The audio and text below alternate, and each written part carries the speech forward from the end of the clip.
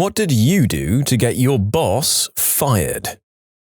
Management was giving an injured worker a whole bunch of crap, not wanting to pay him, accusing him of gold bricking. The worker said, "Tell you what, do the right thing here or you'll be sorry." Management said, "Take your best shot." The worker called the EPA and the APCD and told them where to find the logs that showed discrepancies in toxic material storage and usage. The sheriff's deputies showed up and raided the offices. Field supervisors from 10 years ago that had retired got subpoenaed. It was epic. It cost the company massively in fines and remediation, all because they wanted to mess with one poor employee.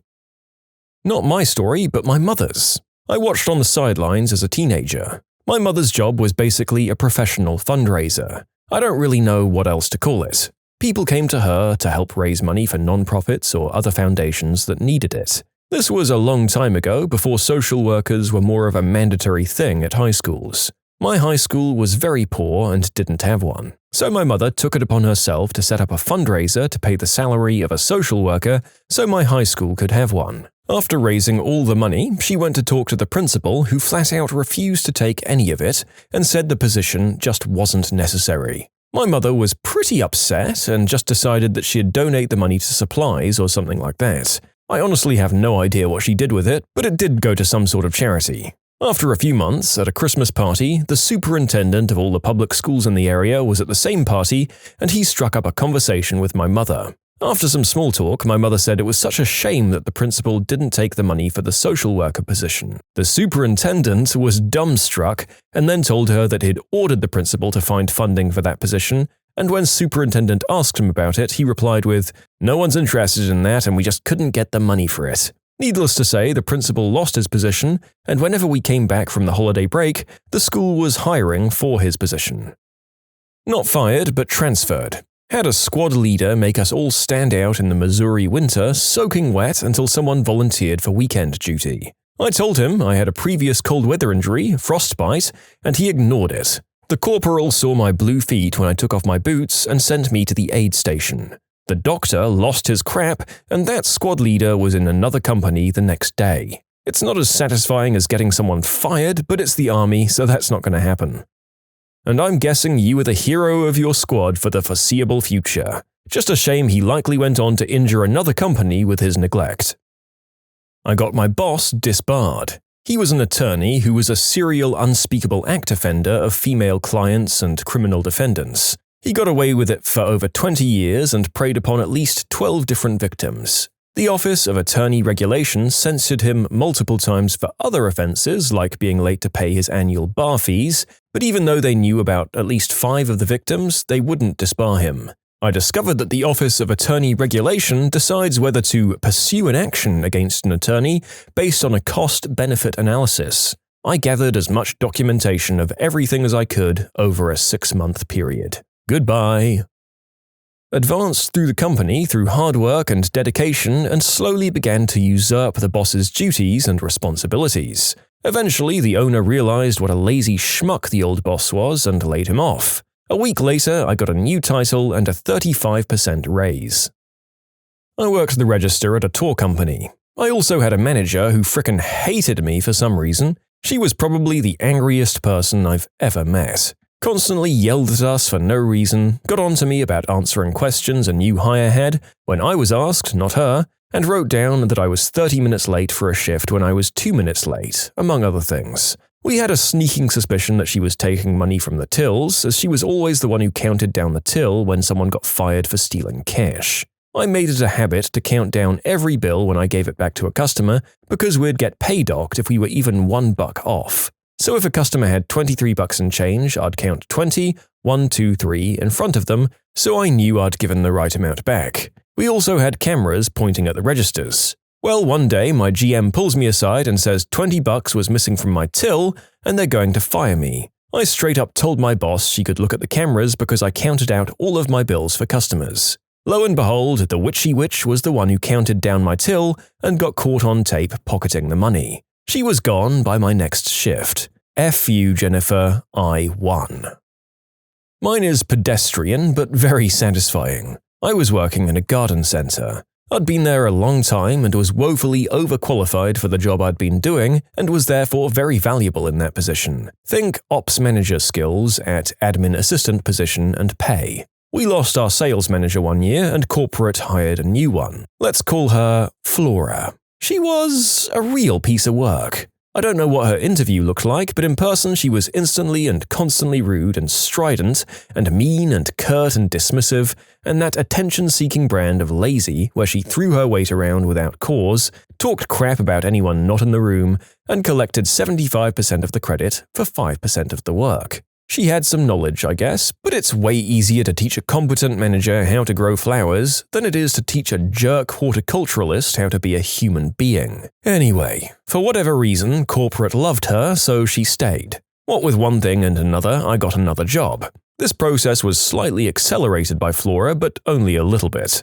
I'd been looking for some time, mostly waiting for the right opportunity. When I gave my 2 weeks' notice, I got an email the next day scheduling my exit interview with the head of HR. Now, my position didn't get exit interviews, only managers and sometimes department supervisors did. And everyone at my store knew why I was leaving, so there was literally no reason for the store manager to pull strings to get me one. And he never said anything about it. But I knew he set it up so I could tell the head of HR, a man I was very friendly with, that I was leaving because of Flora. And I did. I just laid into her. I said that Flora was the only reason I was leaving after almost 10 years with the company, during which time I wrote the company's health and safety program, trained almost every person who did my job at other stores, made spreadsheets that got used company-wide, as well as setting audit records that still stand to this day, and all for a few pennies over minimum wage. I said I was going because she was the worst and I couldn't take it anymore. I found out later that she was let go. I was thanked by most of my old workmates. My manager never said a word about it to me, then or since. He was a real OG. I used to work at a title company and witnessed our department manager forge mortgage documents on a regular basis.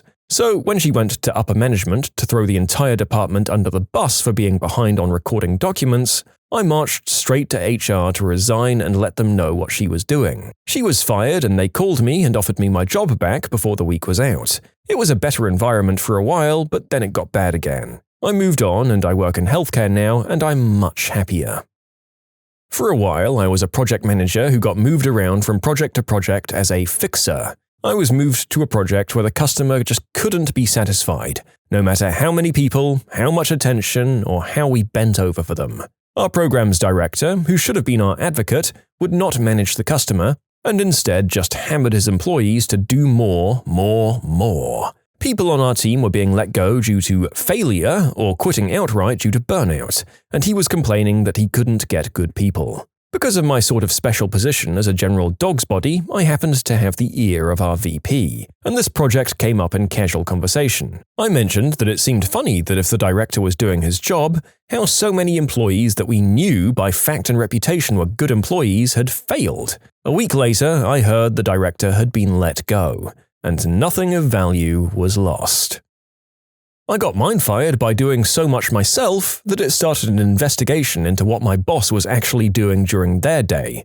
Officially, she was fired for sending undressed pictures through corporate email, but the only reason they were tracking her email was to understand what she was spending her time on. Turns out, it was an affair. I can just imagine her boss and the IT guy going through those emails together. Okay, let's see, what's in this attachment? How much time theft are we looking at here? Oh my god, close it! Was working maintenance at an ice rink. The rule for anyone who knows how an ice rink works is that if the Zamboni doors open, you get the F off the ice. Some idiot decided to ignore the fact that they were open and that I was standing in the doorway and decided to rip off one last slap shot. The puck bounced off the glass and hit me in the head. I was okay, but I reported it to my boss, because we have to fill out an incident report for things like that. The boss asked, "Are you okay?" and I said, "I feel okay," and then he responded with, "Well, we don't really have to report it then, do we?" I reminded him of the protocol, but it was clear he didn't want to do it. Since he wouldn't do it, I sent a descriptive email of the incident up to the administration, because I felt there should be some sort of documentation or paper trail in case, God forbid, I ended up having a brain hemorrhage or something a few days later. My boss was fired by my next shift. You can submit your own stories to be featured here on the channel. The story submission link is in the description below. And if you want to listen to some vibey music in the background, check out easymode, also linked below, and subscribe.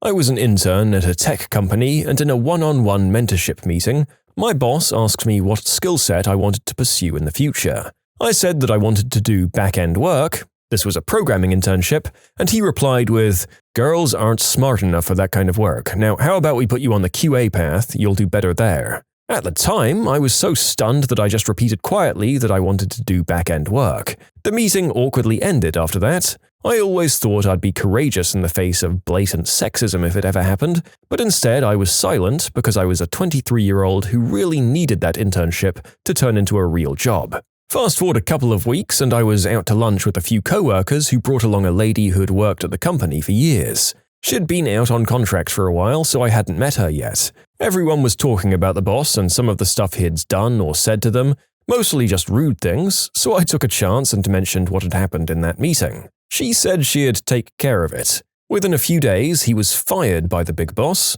I went on my first contract doing back-end work about a month later, and I loved it. As I understand it, I wasn't the first person to have serious complaints about him, just the last person.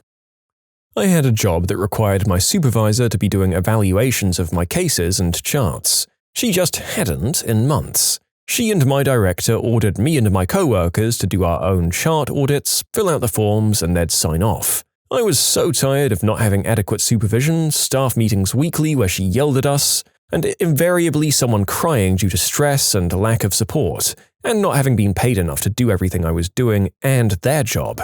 I refused, and I was told to do it or I'd be fired. Nope, I got fired.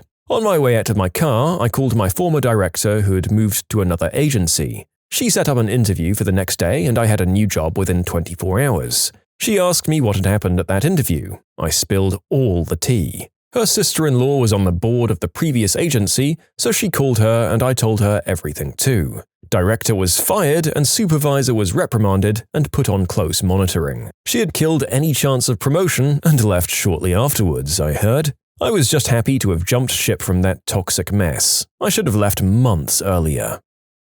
Our manager spent her whole shift in the office watching us on camera, and if we so much as stopped to talk to each other, she'd come out and yell at us to get back to work. She was completely immature. One time I left my water bottle at the front counter and my co-worker had to stop her from purposefully throwing it away. She'd make up rules on the spot if she didn't like something someone did. I could go on. She was a terrible, unfriendly, hypocritical, mean manager.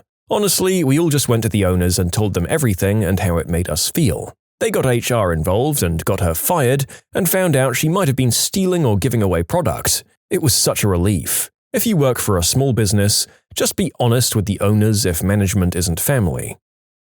It was my supervisor. It got to the point where I decided to quit. I had my resignation letter in my purse, but decided to let his boss know why I was quitting. Supervisor would talk about all the other people on our team constantly, but only behind their backs. I got so sick of telling him to cut it out. My husband and I happened to work at the same place, different departments, and my supervisor would make inappropriate comments about three-ways with him.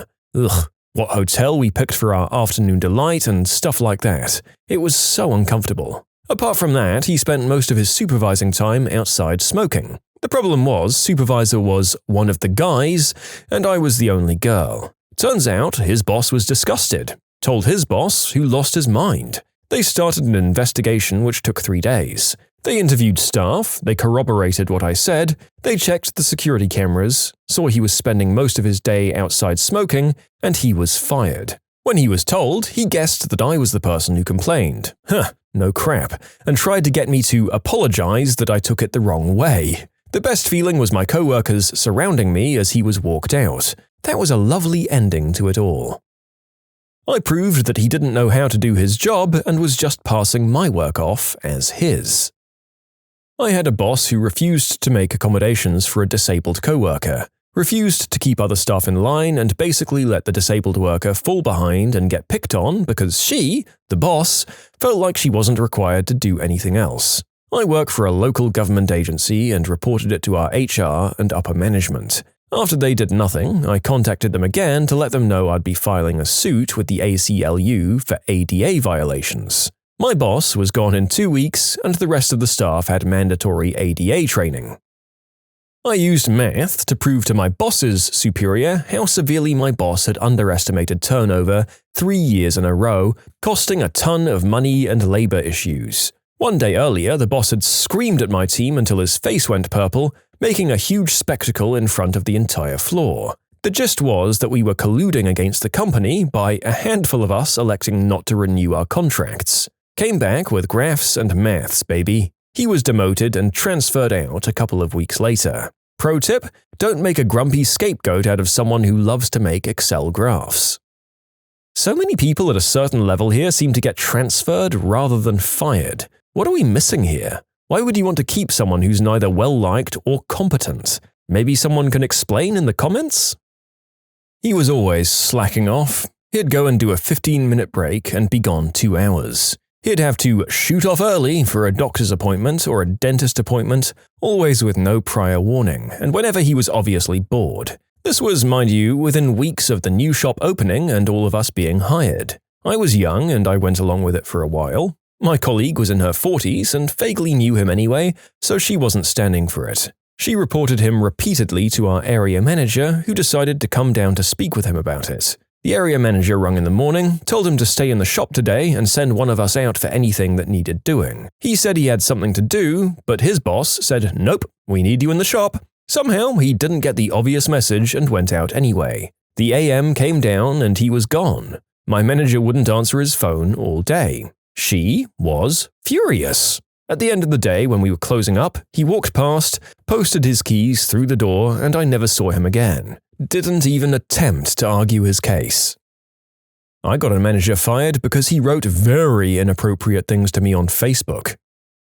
I'd proven myself as a competent management-level employee. She, on the other hand, showed favoritism, broke rules, and set schedules that nobody could work, and all around didn't give a crap as assistant manager. When the manager left, she assumed she was a shoo-in. After all, she was the assistant, so why wouldn't she be promoted? We both got called into a meeting with the district AMITheA, who told us both that I was going to be the new manager, and she lost her crap. I never saw her again, and quickly after, all her relatives that worked there quit mysteriously. She was hired as the new director. Didn't know much of anything about what she claimed she did. The straw that broke the camel's back was when she stated her boss would sign anything she put in front of him because he didn't know what it was. Whoops!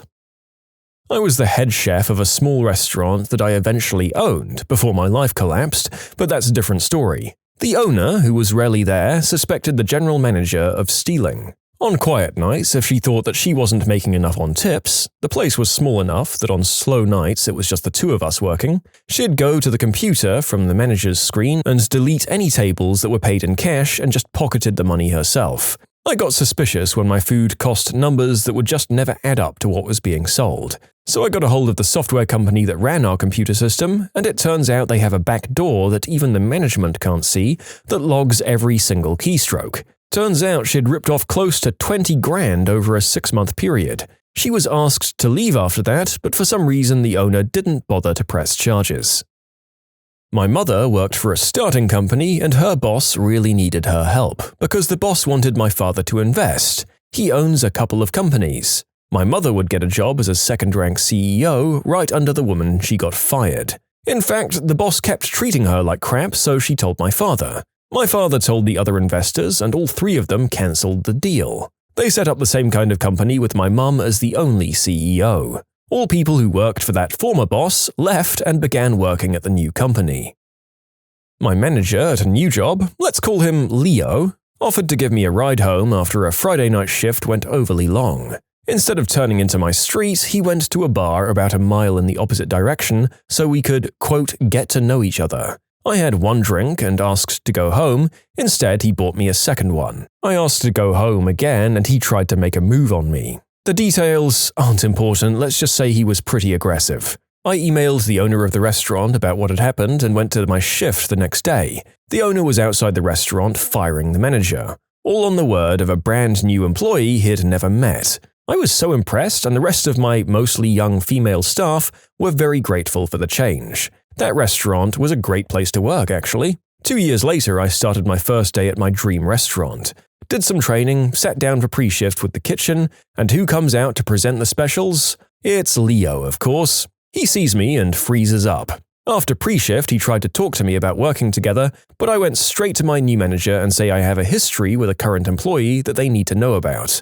I tell my story, I show the emails between the owner and myself, they talk to Leo about it, and he's fired again. We worked in a really specialized food style where chefs circulate through all the restaurants. He later applied to work for me when I was the hiring manager and didn't get a call back, obviously. I'm out of the industry now, but I used to dream of getting him fired again. I want to haunt him for the rest of his professional life. In short, manager tried to take advantage of me, I reported it and got him fired. 2 years later, I changed jobs to where he worked and got him fired again. Years later, reviewed his application for work, request denied. I do not forgive or forget. F you, Leo. What's the juiciest rumor at your school that turned out to be 100% true?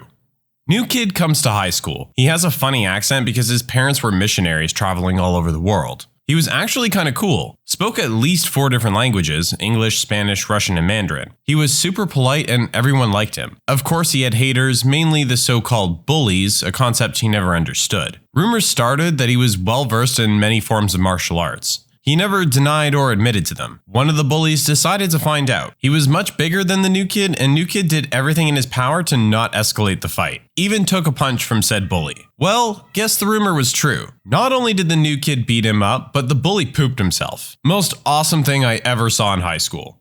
Edit. Unfortunately, I was never really close to him, but I had heard from another friend of mine that he ended up moving after high school. Nobody seems to know anything else. I barely remember his first name. It was not an easy one, let alone his last name. So he will live on in memory as that one foreign kid that nobody messed with.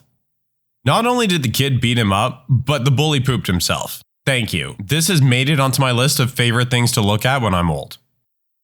Resource officer was a predator and then murdered his wife after he was fired. He fled and they still haven't found him over 10 years later. He's on Marshall's top 15 most wanted list. His name was Dan Heers and his mother thinks he's dead.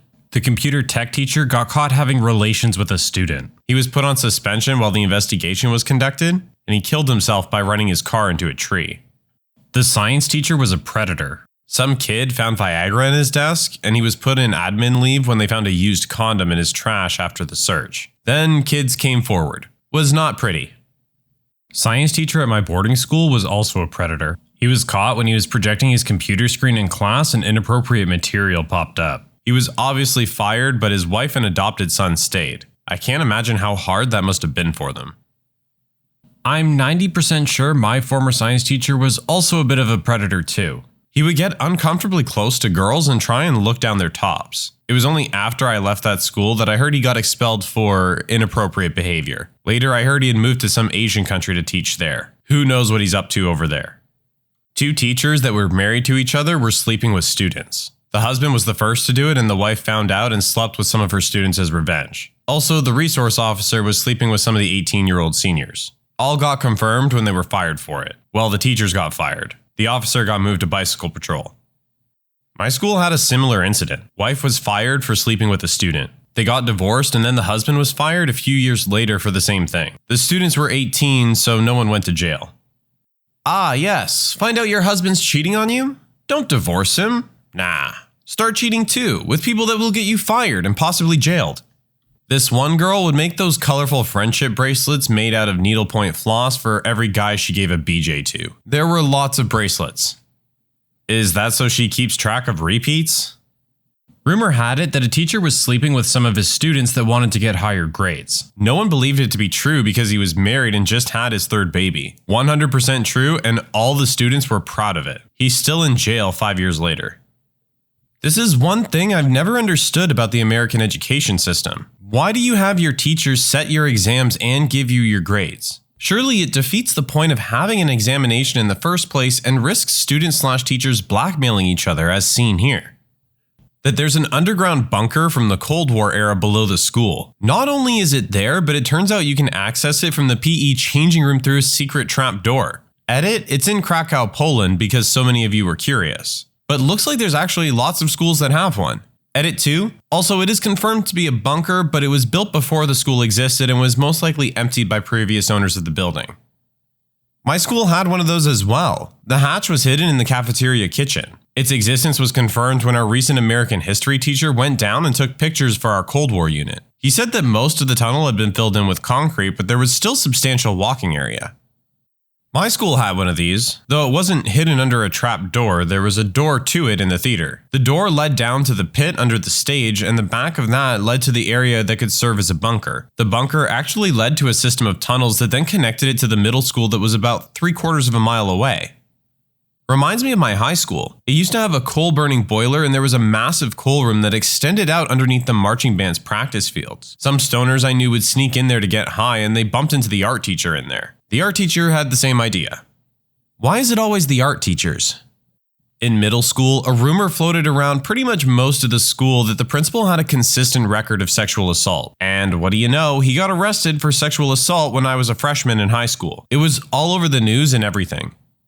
The government/politics teacher at my school quietly retired because it was sort of an open secret that the girls could get a better grade in his class by wearing low-cut shirts. I don't know if he ever did anything though. A younger male teacher, upper 20s, newlywed, was having sex in his classroom during lunch with an older female teacher, married in her mid-40s. A student caught them and filmed it and pretty much blackmailed them into turning themselves in. Well, at least he was sleeping with a teacher and not a student. Well, that's a plot twist I could get behind. A student used blackmail to get the offenders to do the right thing for once. At one of the schools in my country, someone caught the principal and some other teacher having sex. They dragged him all over social media and they ended up ruining his life. The guy killed himself. We had a Spanish teacher who would keep giving random financial/business advice during classes. One day, he tabbed over to his stock trading homepage and accidentally revealed that he was a millionaire. Rumors about his past started circulating. Around graduation, some students found old newspaper articles confirming that he was a former meth dealer who had spent time in jail. Was a seriously cool guy, actually. That would be a good Breaking Bad spin-off. We had a physics teacher who was rumored to be a millionaire as well. It was said that he had a hand in the development of MRI machines in his younger years. I know he himself had stories about working in the lab of an MRI factory, so I'm pretty sure it checks out, even if he never said how much money he had. Either way, the rumors were that he had enough to retire anytime he wanted, so it was probably a lot. How the heck did a former meth dealer get teacher certification? I don't know if I buy this one. If he hadn't been caught, it would make sense, and maybe he gets a job if he has a drug possession prior. But having distribution on your record and then getting a post-prison teaching gig doesn't add up. Two sports teachers were having an affair with each other, even though one of their spouses was already a sports teacher in the same school using the same dinky office. Rumor was confirmed when the two dudes had a fist fight in the basketball court. I feel like every PE teacher I ever had was plowing another member of staff. Edit, I should mention I was homeschooled. That the school district security guard would let you get away with anything if you gave him some coke. He later got caught and fired for it. If anyone else went there, it was at Desert View High School in Tuscan. Edit, I was talking about cocaine, not the soda, for those who didn't realize that. And on a serious note, it's all about the Dr. Pepper. The wood tech teacher was married to the French teacher and they had a child. The PE teacher slept with the French teacher, and the wood tech teacher went into the PE department and threatened to beat the crap out of the PE teacher with a cricket bat. I believe this was during a normal school day, but it was before my year started there. A second PE teacher got involved and stopped it, so everyone kept their jobs. Later on, the wood tech teacher married the geography teacher and they had 2 kids, whilst a third PE teacher cheated on her husband with the second PE teacher, and every Wednesday, an hour before lunch, I would see PE teachers 2 and 3 through the window of my science classroom. They would get in a car and leave together. Sometimes I would see them come back, and sometimes I wouldn't. I jokingly pointed it out to people before anyone else caught on, and later they became a couple that was known to students. Final count, 6 teachers, 3 pregnancies, 2 affairs, and 1 angry husband with a cricket bat. Teacher from my high school. Girls were creeped out by him and constantly reported him for making them uncomfortable. He was quite obese, belly hung to his knees, so the school and other students wrongly assumed these girls were being rude. 6 years later, he's in jail for getting caught with inappropriate material on his computer, alongside upskirt photos of girls from my school. My science teacher got caught with inappropriate material on his computer too. Genuinely though, predator teachers are probably more common than we think. Oh God, this is why people need to believe teenagers when they report any sort of sexual misconduct. Something similar happened at my high school in South Texas. Pretty much the same story, but the teacher was an older man. I never had him, but some friends of mine always said he made them feel uncomfortable. Was outed as a predator a few years later when they found inappropriate material on his computer.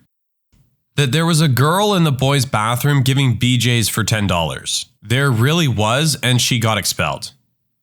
$10? That's way too cheap considering the risk. Girl in my class did this only for free. Came back to class after lunch bragging about how there was a literal line of guys and she'd blown 12. A girl blew the whole basketball team after a game. Don't know the exact details, I just know the girl left and 3 kids got expelled. I'm not naming the high school for privacy reasons. The reason they got expelled was because it was a Catholic school and they did it in the locker room.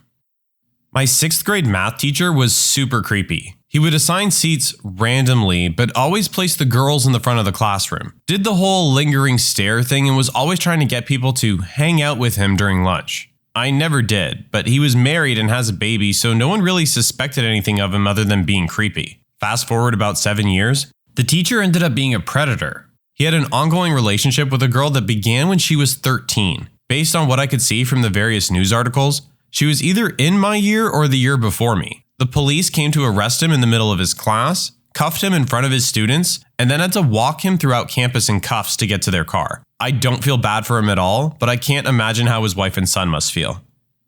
The same exact thing happened at my school, except he was an art teacher. What is wrong with the world? Probably not the juiciest thing, but the one I remember because of how I found out. A few of our high school library walls were weird, sort of a lowercase b shape. So there was this empty space behind the bookshelves up against the walls. Tunnels, basically. Word was students were messing around in there. I worked in the library, had to move the shelves, clean the tunnels, found used condoms. It was an all-boys school at the time, if that matters. Mind, the condoms weren't the worst thing really. The leftover food debris in there was worse. Stuff like chicken bones.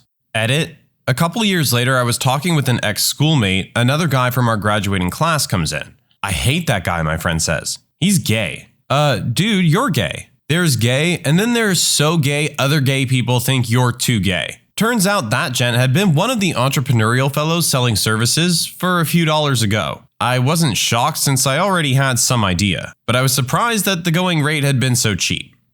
You know you've hit rock bottom when you'll give a blowy for a piece of fried chicken. Either that or that's some awfully good chicken. There was a rumor that our female English teacher was sleeping with the starting QB and that her youngest child was not her husband's but the QB's. She was caught sleeping with a different one of her students years later, and it is now known that she has slept with a number of former students, including the QB. Now people really think her youngest kid isn't her husband's. When I was in middle school, the big joke rumor was that 2 teachers were banging. Years later, everyone finds out that not only were they having an affair outside of their respective marriages, but that the male teacher was cheating on both women with a man. The female teacher moved away and ended her own life. The entire situation was unbelievably messy. I'm always amazed at people who have the energy and time to cheat. Like, how did he stay organized enough to fit in a wife, a mistress, and a gay lover while working full-time? It just sounds exhausting. The physics teacher was sexting and sleeping with one of his students. Not sure if she was 18 or not at the time. Although, honestly, no one was surprised. He was a little too friendly toward the girls and changed his pants in the back of the classroom once. He ended up leaving for personal reasons over Thanksgiving break, but of course it got out. Sadly, his wife was in her 3rd trimester, which probably didn't make it any easier for her to find out her husband was sleeping with a high school student. I feel a disproportionate number of the predator teacher stories involve a pregnant wife or just born child. That within the first 2 weeks of school starting and everyone meeting each other, one of the girls had a threesome with 2 guys who didn't really get along. So she convinced them to make love, not war.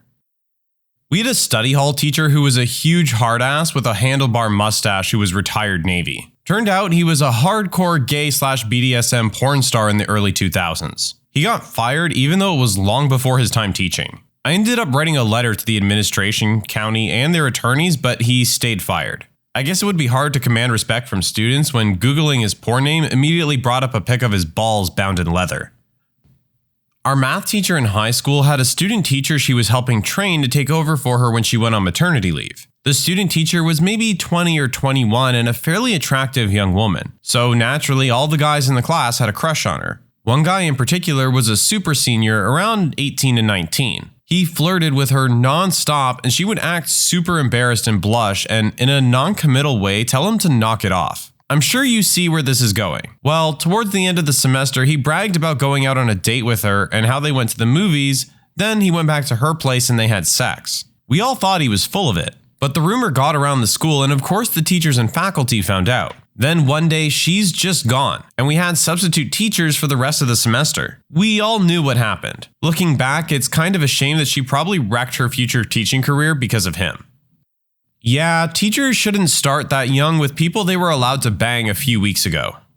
A girl got caught giving her boyfriend a blowjob in one of the stairwells of my school. The government teacher, one of the most ultra-religious and pure-hearted individuals on earth, was the one who caught them. Ended up in a science class with the girl. She did not care at all that she got caught and took her legend status like a champ. Still makes me laugh over a decade later. Similar thing happened at my school, but the guy got put on the predators list even though they were both 14 and the girl initiated it. She wasn't punished. Georgia schools suck.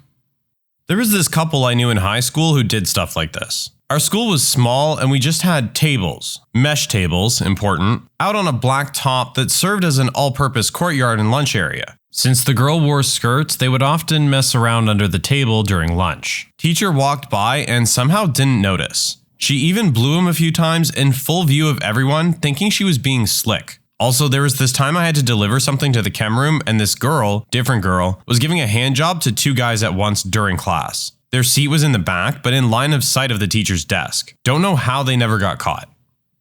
Very attractive, married with kids PE teacher was screwing very attractive, married with kid English teacher. We all thought they were just very flirty people, but nope, full-on affair going on. I call bull. I've never seen a remotely attractive PE teacher. The music teacher in my high school was rumored to have been fired for sending explicit photos to a female student. There had been subs taking his place for nearly a month. The principal said he was too ill to come into work, and eventually another rumor that he had cancer started spreading around. He had been bald longer than anyone could remember. If you asked any of the school's staff what was going on, they would just say, "He's just sick right now, we don't know when he'll be returning." One day in my physics class, everyone in the class pestered the teacher for the whole period until he finally gave in. Some people were still trying to argue the cancer story. One student asked the physics teacher, "Did he send photos to that girl?" And he finally said, "The thing that you think happened, it happened." The student said, "So he did?" And the teacher simply nodded his head yes. A month or so later, the music teacher showed up in school. Everyone was running up to him in the hallway asking what happened. He dodged every question, and the last thing I heard him say was, "I'm just here to get some things." He didn't teach his class that day, and I never saw him again. What's one rule that your school/workplace has implemented that absolutely backfired?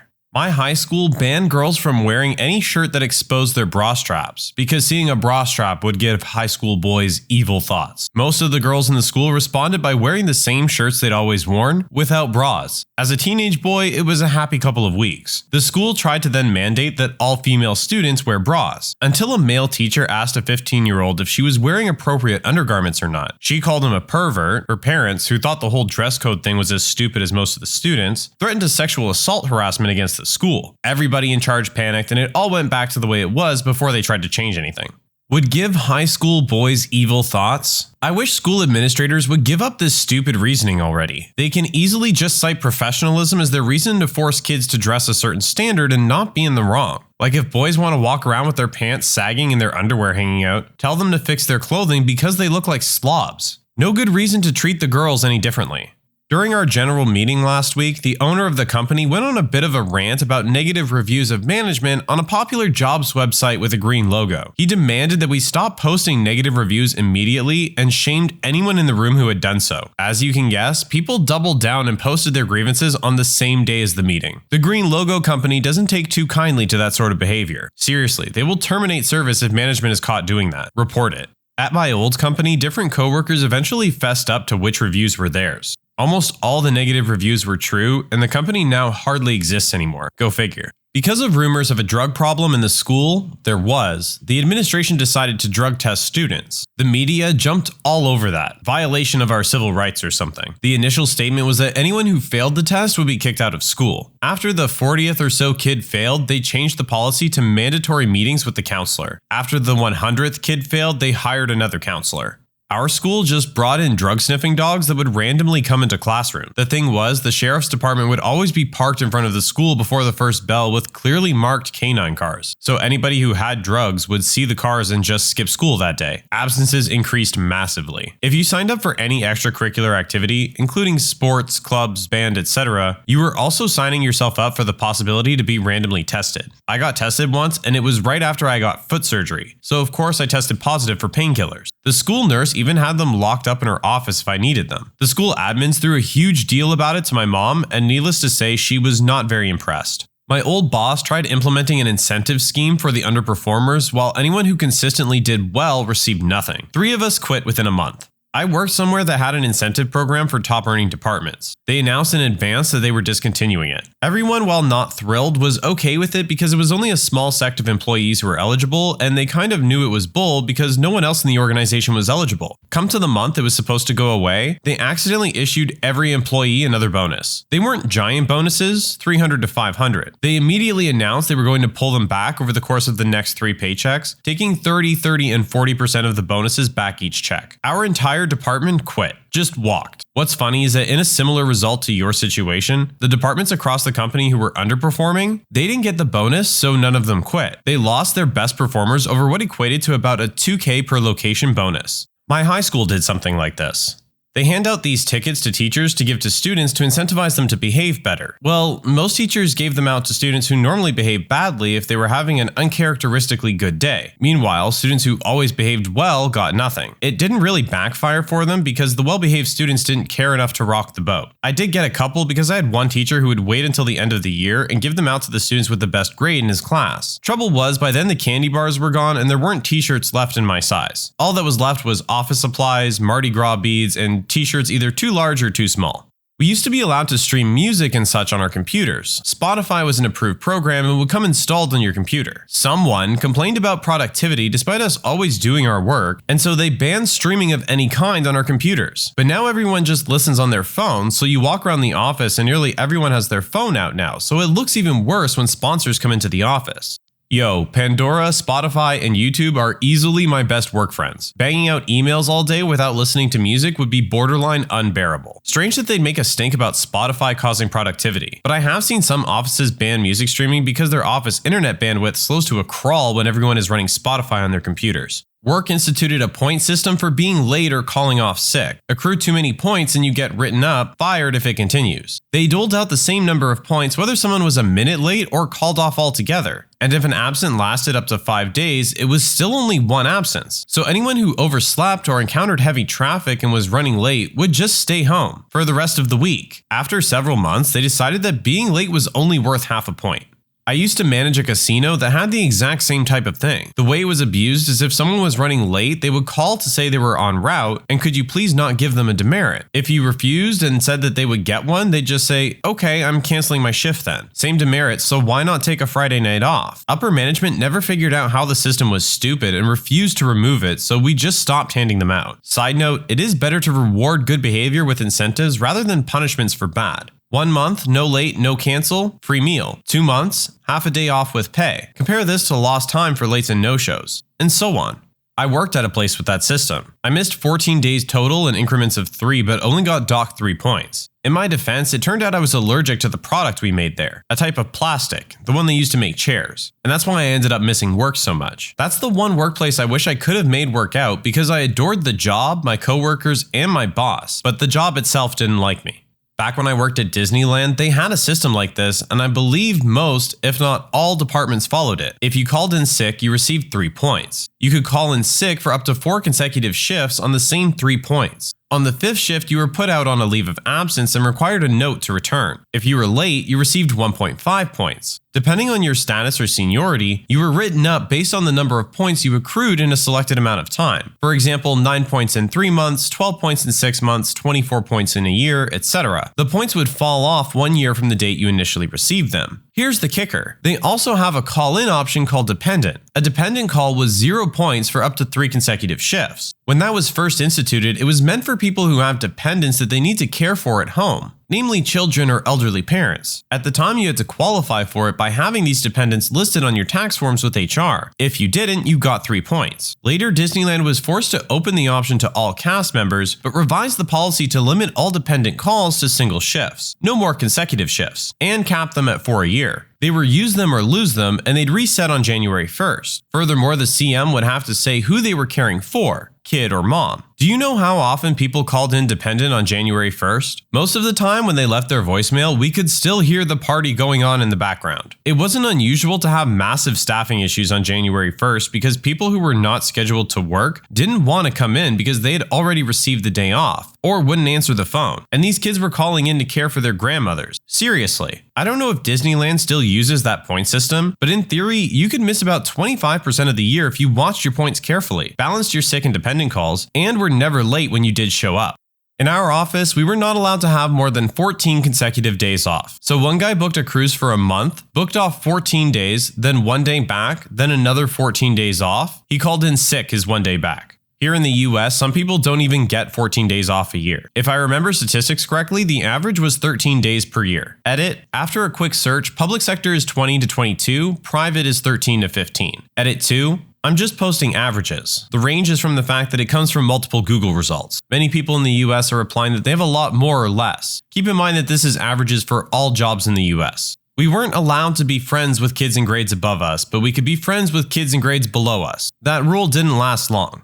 I feel like a lot of these could have been avoided by stopping to think for a few seconds. This is something you reread and then reread again in disbelief. I'm not even sure that counts as a backfire. That's just a facepalm. At an industrial site I used to work for, they introduced an absolutely no overtime policy. The people that most commonly worked overtime were the maintenance guys. They had to cut out their preventative maintenance in order to make their hours while being available for all shifts. It took 3 months of daily breakdowns before they decided to try something else. Honestly, having 3 shifts worth of maintenance guys doing things round the clock would be far better than my last job. I was part of the maintenance group for an aging 50-year-old power plant, and the management upstairs decided that only operators worked in shifts. Maintenance had to make do with only 8 to 5. Overtime for the workers barely existed, and since I was a frontline supervisor, I wasn't being paid anything at all to oversee them when things went into overtime, because I was reclassified as salaried while still being dinged for being late or taking leave, due to them giving us issues for the number of leaves compared to the rest of our country and our industry. The place I worked at did something similar. We worked a 40-hour work week, 5 days at 8 hours each. Here in Australia, after 38 hours you get paid overtime, so each week we got an option, either 2 hours overtime pay each week, or we could take off 2 hours early one day. Usually Friday it was often half and half with who did what, so there would still be a few mechanics to do any work. Management made a change where there was no overtime to be taken at all unless we got written approval by the GM. So we all started taking off at 1:30 on Friday, leaving the workshop deserted. So they started making us do a 7-hour and 36-minute workday 5 days a week. As a screw you, we would just not finish up and sign off any of the equipment after 1:30 on Friday. It was still going that way when I left. The mess that place turned into is why I never finished my apprenticeship. My old workplace did something similar. We used company trucks, so they instructed us to start cleaning up at the job site early so we could get back before the 8-hour mark. The problem was that it usually took a lot longer to finish a job that way because of all the wasted time driving, setting up, breaking down, and driving back. A job that could have been done in 1 day with 2 hours overtime now took 2 days to complete. But hey, at least they weren't paying overtime. Boss insists that lunchtime is from 12 to 12:30, no exceptions. Lunch is not paid time. The second day, he comes in hot to trot with something for me to do between 12 and 12:30 and needs it done right away. I look over at my clock, which says 12:09 or whatever, and say, "You said yesterday that lunch is from 12 to 12:30, no exceptions," and went back to my sandwich. If I don't get paid from 12 to 12:30, there's no way I'm working for free. We have the same thing with smoking breaks. I don't smoke, but I see my colleagues doing this. There's a fixed schedule which group can go to the smoking area at which times. Result? Smokers declining or leaving meetings or tasks mid-work to go for a smoke at the right time. So much trouble, but yet the management did not change anything. I had the exact same conversation with our boss. He insists lunchtime is unpaid, no exceptions. So we insist we don't work at lunchtime, no exceptions. He still doesn't get it.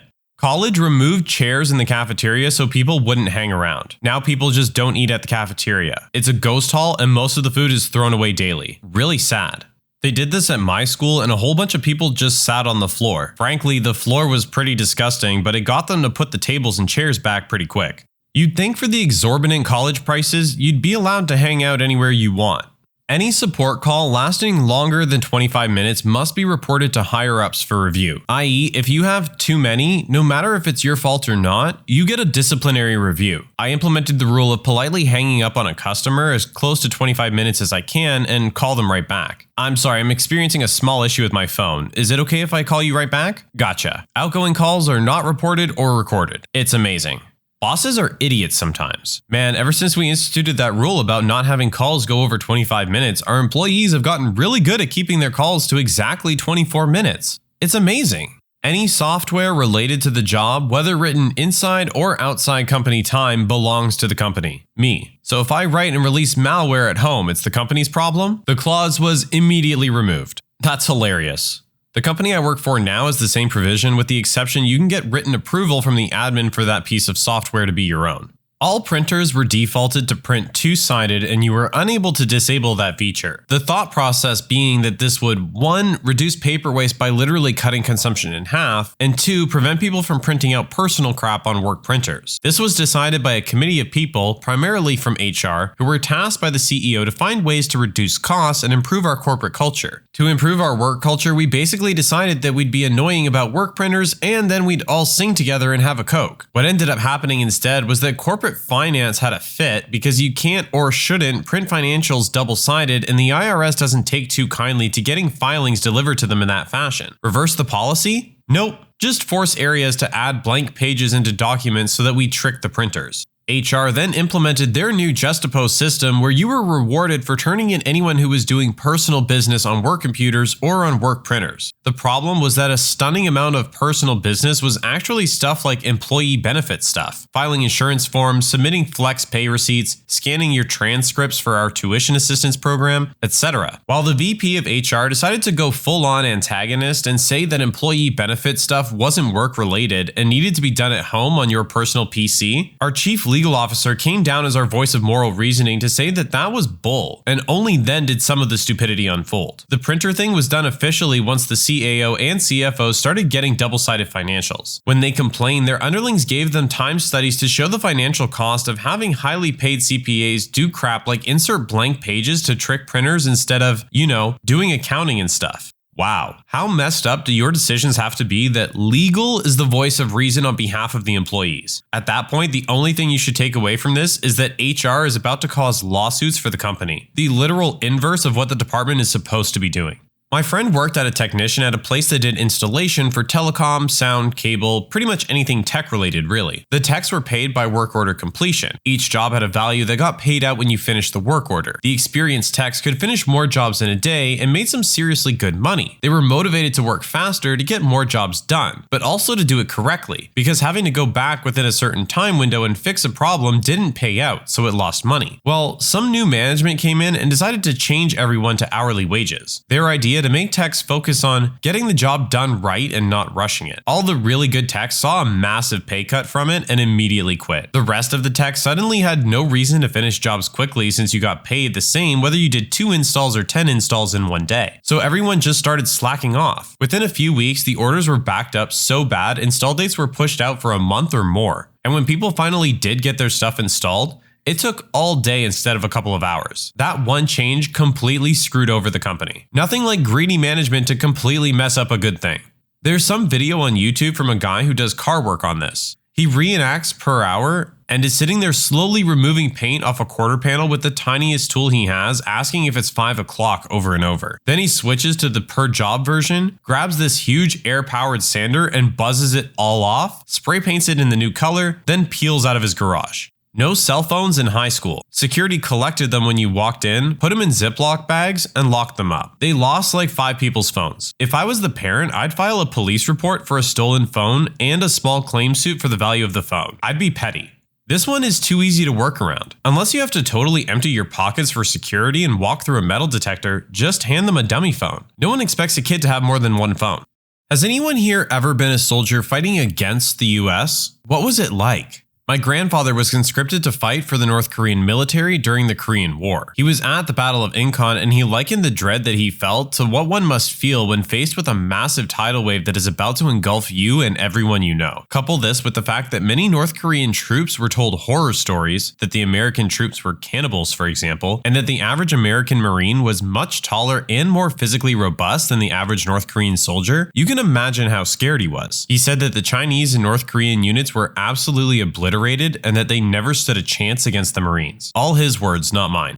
My uncle, who I'll be seeing in a week for Thanksgiving, was there. He's 86 now. He still will not talk about it. His kids did not know he was in Korea until they were in their mid to late 20s. I remember when I was little, he would mow the lawn without a shirt, and I could see the scars on his abdomen. When I asked about them, he said they were from having his appendix taken out. Clearly not the case as an adult looking back on it. To this day, he is a staunch pacifist. This is much akin to the horror stories told in Japan after America dropped the atomic bombs, that American troops were savages who were going to come into Japan and rape all the women. That is why there was such a high suicide rate in Japan in the months after the war. Terrifying stuff. This is true. My grandfather tells me stories about Korea. He's a US Marine. He tells me about how easy it was to just mow through any resistance ever. I condensed this part. The only thing he said that ever scared him over there was waking to an earthquake. I was just a 7-year-old kid when my parents were watching CNN/BBC while I was playing video games. It was about some army jets taking off during the night. My dad turned to me and said something along the lines of, "It's begun, get to the basement now." Sometime later, the first explosions could be heard. The NATO/US bombing of Serbia in '99 had started. I remember spending time in the basement with other residents. I remember how the building shook when the bombs exploded. The fear of what was coming after the sirens went off. They destroyed all 3 bridges across the Danube in my city, cutting us off from a part of our family. One day, a bomb hit the refinery, so we couldn't stay in the basements anymore because of the CO2. Then, a bomb hit about 100 meters from our building, and shrapnel went through the blinds and windows and embedded itself in the opposite wall of our neighbor's flat. That was when we decided to move somewhere else where the Americans had nothing to aim for. A smaller town. We were safer there, but we could still hear the jets flying above us and bombs going off in the distance. When someone shot down the F-117 stealth jet, it was a huge hell yeah moment for Serbia. That's my short story of surviving a war versus USA. Edit, I forgot to mention they were supposedly only bombing tactical targets. One of my professors was an undergrad in Serbia during the war. A major government building in Belgrade was hit and the whole house shook violently like an earthquake. It was a very old stone building that collapsed. It was crazy. Her and a professor of hers tried to spend the time, the university got bombed a few times, trying to make some rudimentary communication device that the Serbian soldiers could use. That's really crazy.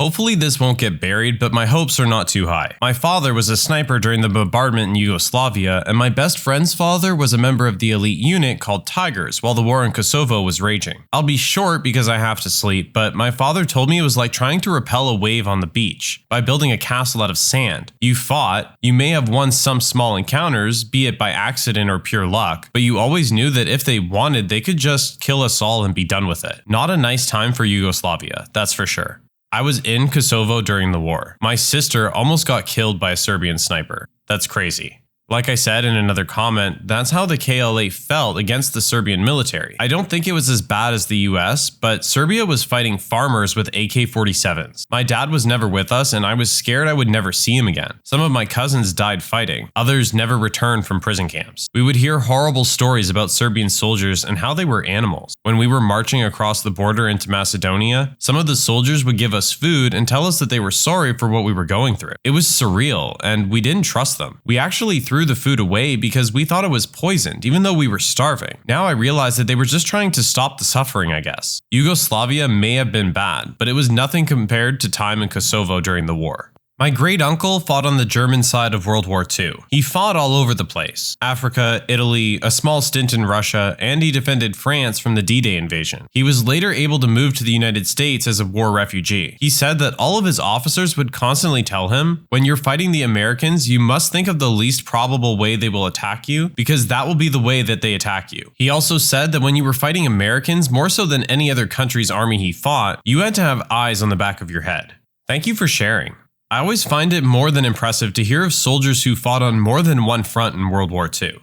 Sebastian Junger very briefly touches on this in War. He writes at length about how incredibly terrifying and physically transforming it is to be in combat for American soldiers. Given all that, Junger then asks one of the American soldiers what it must be like for a Taliban combatant to face off against an Apache helicopter, and the soldier pretty much just shudders. I remember watching a documentary where some Dutch, journalist joins the Taliban to film what it's like for them for like 3 months. Can't recall the name at the moment. At one point, the unit he's with gets information that their commander's position has been compromised and has to move to another location. It's briefly mentioned that the Taliban are used to attacks by drones, etc. However, the commander is seen to be visibly worried because it might be an AC-130. Edit, the name of the documentary is Taliban Behind the Masks, thanks to AmITheA for finding it. The part which I am talking about is at 23 minutes onward. From a combat tour in Afghanistan, I can definitely attest to that. When the Apaches / fast movers / AC-130 gunships show up, all of a sudden no one wants to play anymore. My great uncle was on the Italian side in World War II and was a captured POW to America. From what he told me, people wanted to be captured by the US. They were treated badly by their own and how great America was.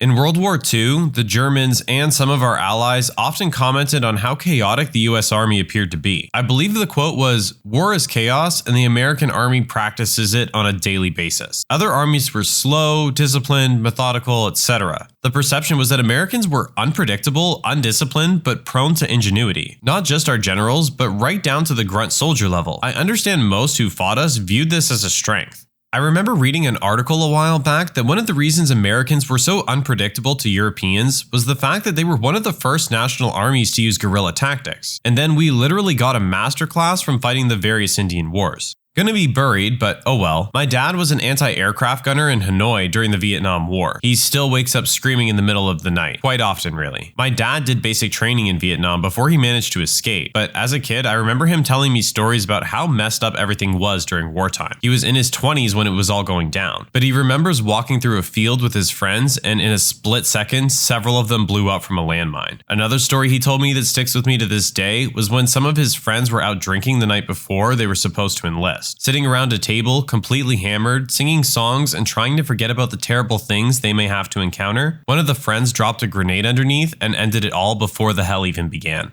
I had the opportunity to be OPFOR, pretend batteries, for a Spec Ops raid one night recently. We all had basic roles to play to make sure the good guys got practice at typical scenarios, but we were allowed to do whatever we wanted within the confines of the role we were given. My role was to be a squirter from the main target building. When the raid rolled up, I was to fire off some rounds and bolt as fast as possible over a hilly area and take up cover in an adjacent building. Then, when and if they came to my building, try to light up as many good guys as possible before being shot. The blacked out Hummers roll up and I unload my rounds. After emptying a mag, I bolt for the second building. I'm not usually a nervous type of person, but it was either the sprint or the fact that those Hummers were really terrifying, but my heart rate didn't slow down after I'd stopped running. I remember thinking two things. First, how strange it was that I was so scared, since I knew we were using simunition and this was a war game. And second, that I knew for a fact I was going to die. I was outnumbered and outmatched. They had night vision and I was armed with a single AK-47. The sense of dread was really vivid, and I remember imagining noises and sights and kept playing out an operator sneaking up behind me in my mind. The next surprising thing was that when they rolled up to my building, they weren't sneaky or silent as I imagined in the books, just as before. Yet they also weren't yelling at each other like I had learned from cop shows when they clear rooms. They were all talking to each other in calm voices and using first names, relaying information about the current situation in a methodical manner. I had left a light at one corner of the building in hopes that I could spring a trap from the other. I turned the corner and unloaded a magazine as fast as possible at the parked Hummer, barely aiming. All I could think about is the 10 to 20 guns all silently hunting for the slightest movement. Then, and I'll never forget this, I saw the most eerie sight imaginable. A red dot, bigger than I'd picture or ever seen at the range, racing across the sand towards me. As I threw in a new mag and turned the other direction to check my 6, I had just enough time to catch the second red dot repeating the first move as if they were synchronized divers. I've never been more impressed and mortified in my life. The next thing I felt was pretty surreal. In short, I was hit in the chest and in the back at the exact same moment by two operators rounding the sides of the building. I was on a corner. As I retreated from one side of the building to the other, fearing the first shooter, I ran directly into his counterpart. Their bullets, simulation, contacted me at approximately the same place on my chest and back. I listened to them clear the inside of the building. Those same cool methodical voices. First names. Nothing like what I imagined. Then they searched my dead body. They began to take off my mask, paintball type contraption, to ID my face. And the plastic was cutting into my eyebrow. So I reached up to help them take it off without hurting me. One of the operators standing watch over me almost shot me and politely asked me to inform them verbally of any other movements I would make. Anyway, to wrap this long story up, afterwards I met all the guys that were on the op. There were about 20 and they were all smart as hell. Many of them had gone to college and enlisted anyway in order to join Spec Ops. Several of them spoke multiple languages and none of them were what I imagined. They were all humble, completely professional, and extremely thankful for us volunteers that they lit up. Basically, I don't know how it would feel to fight US soldiers with real ammo, and it made me pray I never will. It seemed pointless. Disclaimers, these guys weren't practicing with air support that night. It would have been even more terrifying with that on my mind. Also, a friend of mine who's an operator wasn't sure why they'd have red dots equipped while using night vision goggles. I have no idea, I just know what I saw. Maybe it was an intimidation factor? I don't know. It almost made me poop myself.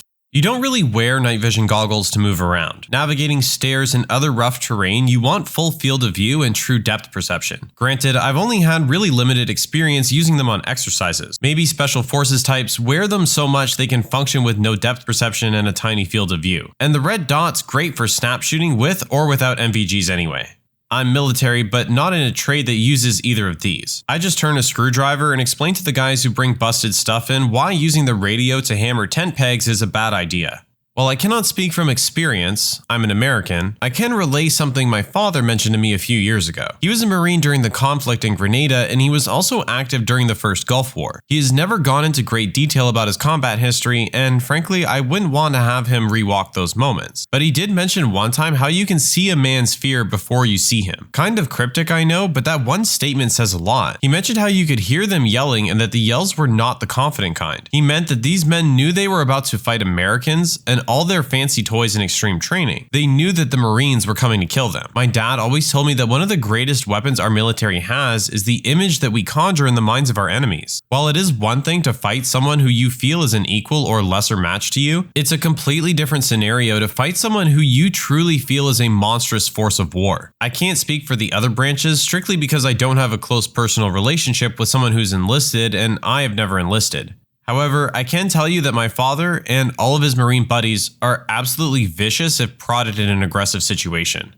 In Grenada, the Marines were only supposed to take the top 10% of the island and the Army the rest. The Marines landed and began their attack. At the end, the Marines held about 90% of the island and the Army the rest. The OP-4 were fleeing from the Marines to fight the Army. I'm actually former US Army. I spent an entire summer serving as an OP-4 opposing force at one of the Army elite training centers. Basically, I fought US soldiers in a giant simulation. I'd actually agreed to some extent with the pushover comments for some units. The US Army is just so damn massive, some units certainly will look completely incompetent. Also, outside of a few SOF units and light infantry, there isn't a whole lot of emphasis placed on toughness. However, combat arms units are no joke. We have the best, most expensive training in the world, and by far the best equipment. I would not want to be on the other team. Chances are I'd be dead before I even saw an American soldier. My great-grandfather talked to me about being a Canadian in World War II. When a Canadian plane flew overhead, the Germans dove for cover. When a German plane flew overhead, the Canadians dove for cover. When an American plane flew overhead, everybody dove for cover.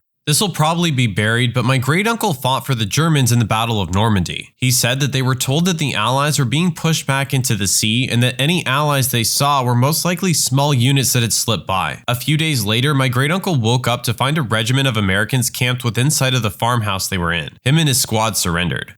I have a girlfriend from Iraq who had brothers in the Iraq army. They defected pretty quick and live here now, but they tell me how insane the American arsenal was. While Iraq soldiers' main method of transport was pickup trucks, motorbikes, and bicycles, the Americans were transporting people in armored personnel carriers that were impossible to damage. Also tells me that the quality of training was noticeable, as you would never see the Americans, you would just be shot because they knew how to move from cover to cover and remain undetected. Her brothers never killed anyone. They defected once troops entered the country. They were only 16 at the time. Yeah, this is the closest I've got to an answer. My family is Panamanian. Being a civilian in a country invaded by US troops is terrifying. Tanks stopped in front of my grandma's house and started firing over it. My cousins were all really young when it happened, and they were absolutely terrified. Unfortunately, I don't have access to someone who may have fought for the dictator at the time that the US was ousting. From Iraq here. My father fought on the defensive lines in Iraq during the Gulf War, when the West forces entered Iraq. He said it was very scary to have planes fly over. You do not see them when they're coming because they're very fast, so damage and death happens with no warning. Planes were followed by soldiers, but he did not get close to them. He said everyone knew the fighting was pointless because Saddam was not a good leader, and he thought he was. Saddam thought he could fight back, but UN had better leaders and more tools. My father told me it was like fighting a bad disease because you don't know what you're fighting and you don't know how to fight it. Not the enemy, but was in communications, and we would get intel from counter-intel guys from intercepted cell phone calls. Talibans would be scared out of their minds when it came to engaging Marines. One report that I remember well was a commander ordering guys to engage in firefights because they wanted to do a show of force. The guy he was ordering gave a million excuses and was scared of the new Marines because they thought they were special forces. We had a bunch of new gear, chest rings, radios, and thermals. They ended up engaging a patrol later that week. We killed most of their cell that day. My great-uncle flew A6M0 Zeke fighter aircraft for the Japanese Imperial Navy. He survived one attack on an American carrier task force but was wounded and relegated to light duty in China. He described the first time seeing the US fleet circa 1944 as both awe-inspiring and extremely disheartening, simply the futility of trying to fight the US. I actually gave a talk on this topic today. Not just the US, but basically on the losing side. I suppose I'd sum it up. The winners write history. I guess the end result of facing an army like the US, a technological monster, is you're not going to be the one writing that history book. Currently in Berlin, and I just get my group, Australia, US, Canada, etc., to imagine no war memorials in their town, no Veterans Day, no Anzac Day, no parades, no walls listing the dead, and then I remind them for a large portion of soldiers here during World War I and II, it wasn't they were evil. It was they were, in their minds, fighting for their home the same as our grandfathers and great-grandfathers. We get to remember our dead soldiers, to raise them up as heroes. Those that lose don't. It's a strange but powerful thing to be allowed to remember. On my grandmother's deathbed, she asked me, "Do you know who your real mother is? What major plot twist moment have you had in your life?" My grandmother passed away just over 2 weeks ago. The family all went to see her for the last time. She was surprisingly aware of everything around her and telling stories and joking. I went and sat by her and we talked for a little while about various things. Out of nowhere, she said, "Do you know who your real mother is?" Now, I've only ever known one woman to be my mother and had never considered otherwise. I was shocked and asked her to repeat herself, thinking I misheard her. She said it again. "Do you know who your real mother is?" I looked over to my aunt with a confused look on my face who, addressing my grandmother, said, "Blank is his mother, Nanny." My grandmother laughed for a second and said, "Oh yeah, I guess I know who your mother is too." Now, I'm fairly certain my mother is actually my mother. Since then, I've been trying to justify her saying that though. All I can think is either she was very out of it and didn't know what she was saying, or there's someone else in my family who doesn't know their real mother and she mistook me for them. I'm not sure I should pursue this any further with my family, as any reason to keep it secret is probably a decent one, and I'm not so sure I want to know the answer. But it also has me wondering, has anyone else had a major plot twist moment in their lives, whether it turned out to be true or not? My grandfather was dying of cancer. He was a big, tough man and gradually just wasted away. Sometime near the end, he asked my grandmother to bring him a piece of paper and a pen. He wrote down all the names of his 27 grandchildren. Next to my name was a check. Nobody else had anything next to their names. My grandmother showed it to me after he died. She had no idea what it meant. I still think about it every once in a while. When I was 15, my siblings and I were put into foster care. We had no idea why until the social worker told us that our parents were using drugs, our after-school jobs were helping them pay for drugs when they said our money was being saved, my dad wasn't my real dad, and 3 out of my 5 siblings were my half-siblings, and my real dad kidnapped my brother and I when we were babies. We were returned to my mom when he confessed to murdering a woman and then went to jail. He had since been released, and we visited him to discover that he'd started another family. It was quite the mind freak. My grandpa was having trouble hearing, and it took us a while to convince him to get a hearing aid. In the meantime, he got a phone call saying his Uncle John had died. He asked about a funeral and was told there wasn't one. That was 2, maybe 3 years ago. I really only saw John when he came up for Christmas, but he was quite the character and my whole family missed him. A couple weeks ago, my grandpa's cousin came to visit me. Grandpa was talking about how he missed John since he died. His cousin said, "What are you talking about? I just saw him 2 weeks ago." Turns out my grandpa misheard the phone call. We figure someone else died, but we still don't know who. John's probably been wondering why no one invites him for Christmas anymore, or visits, or calls.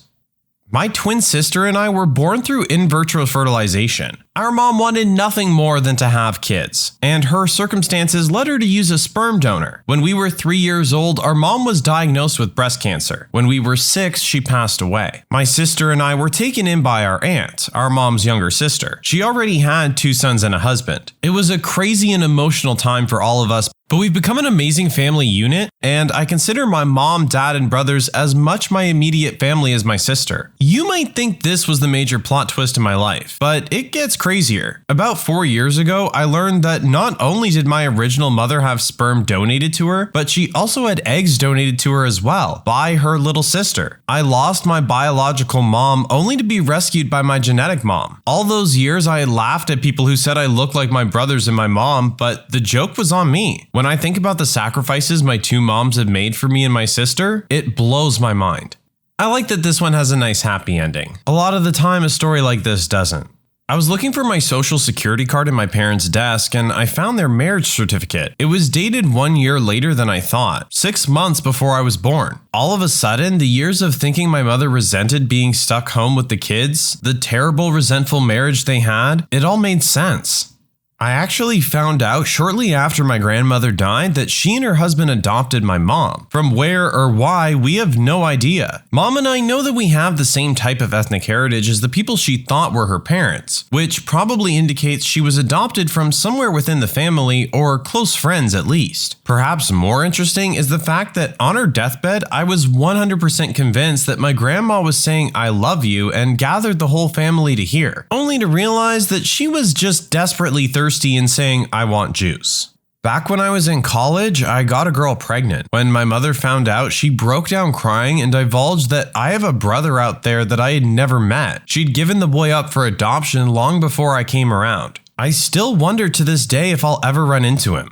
When I was a kid, my parents took me to Universal Studios in LA. When we were there, we met Mr. T, and I spent the next 20 years telling my friends that I had met Mr. T. Everything came crashing down when I had dinner one night with my parents and a girlfriend. The topic of meeting famous people came up, and I told my Mr. T story. My parents chuckled and corrected me, "You mean you met a character impersonator playing Mr. T?" Childhood ruined. Oh, that really sucks. I think we all have at least one story like this.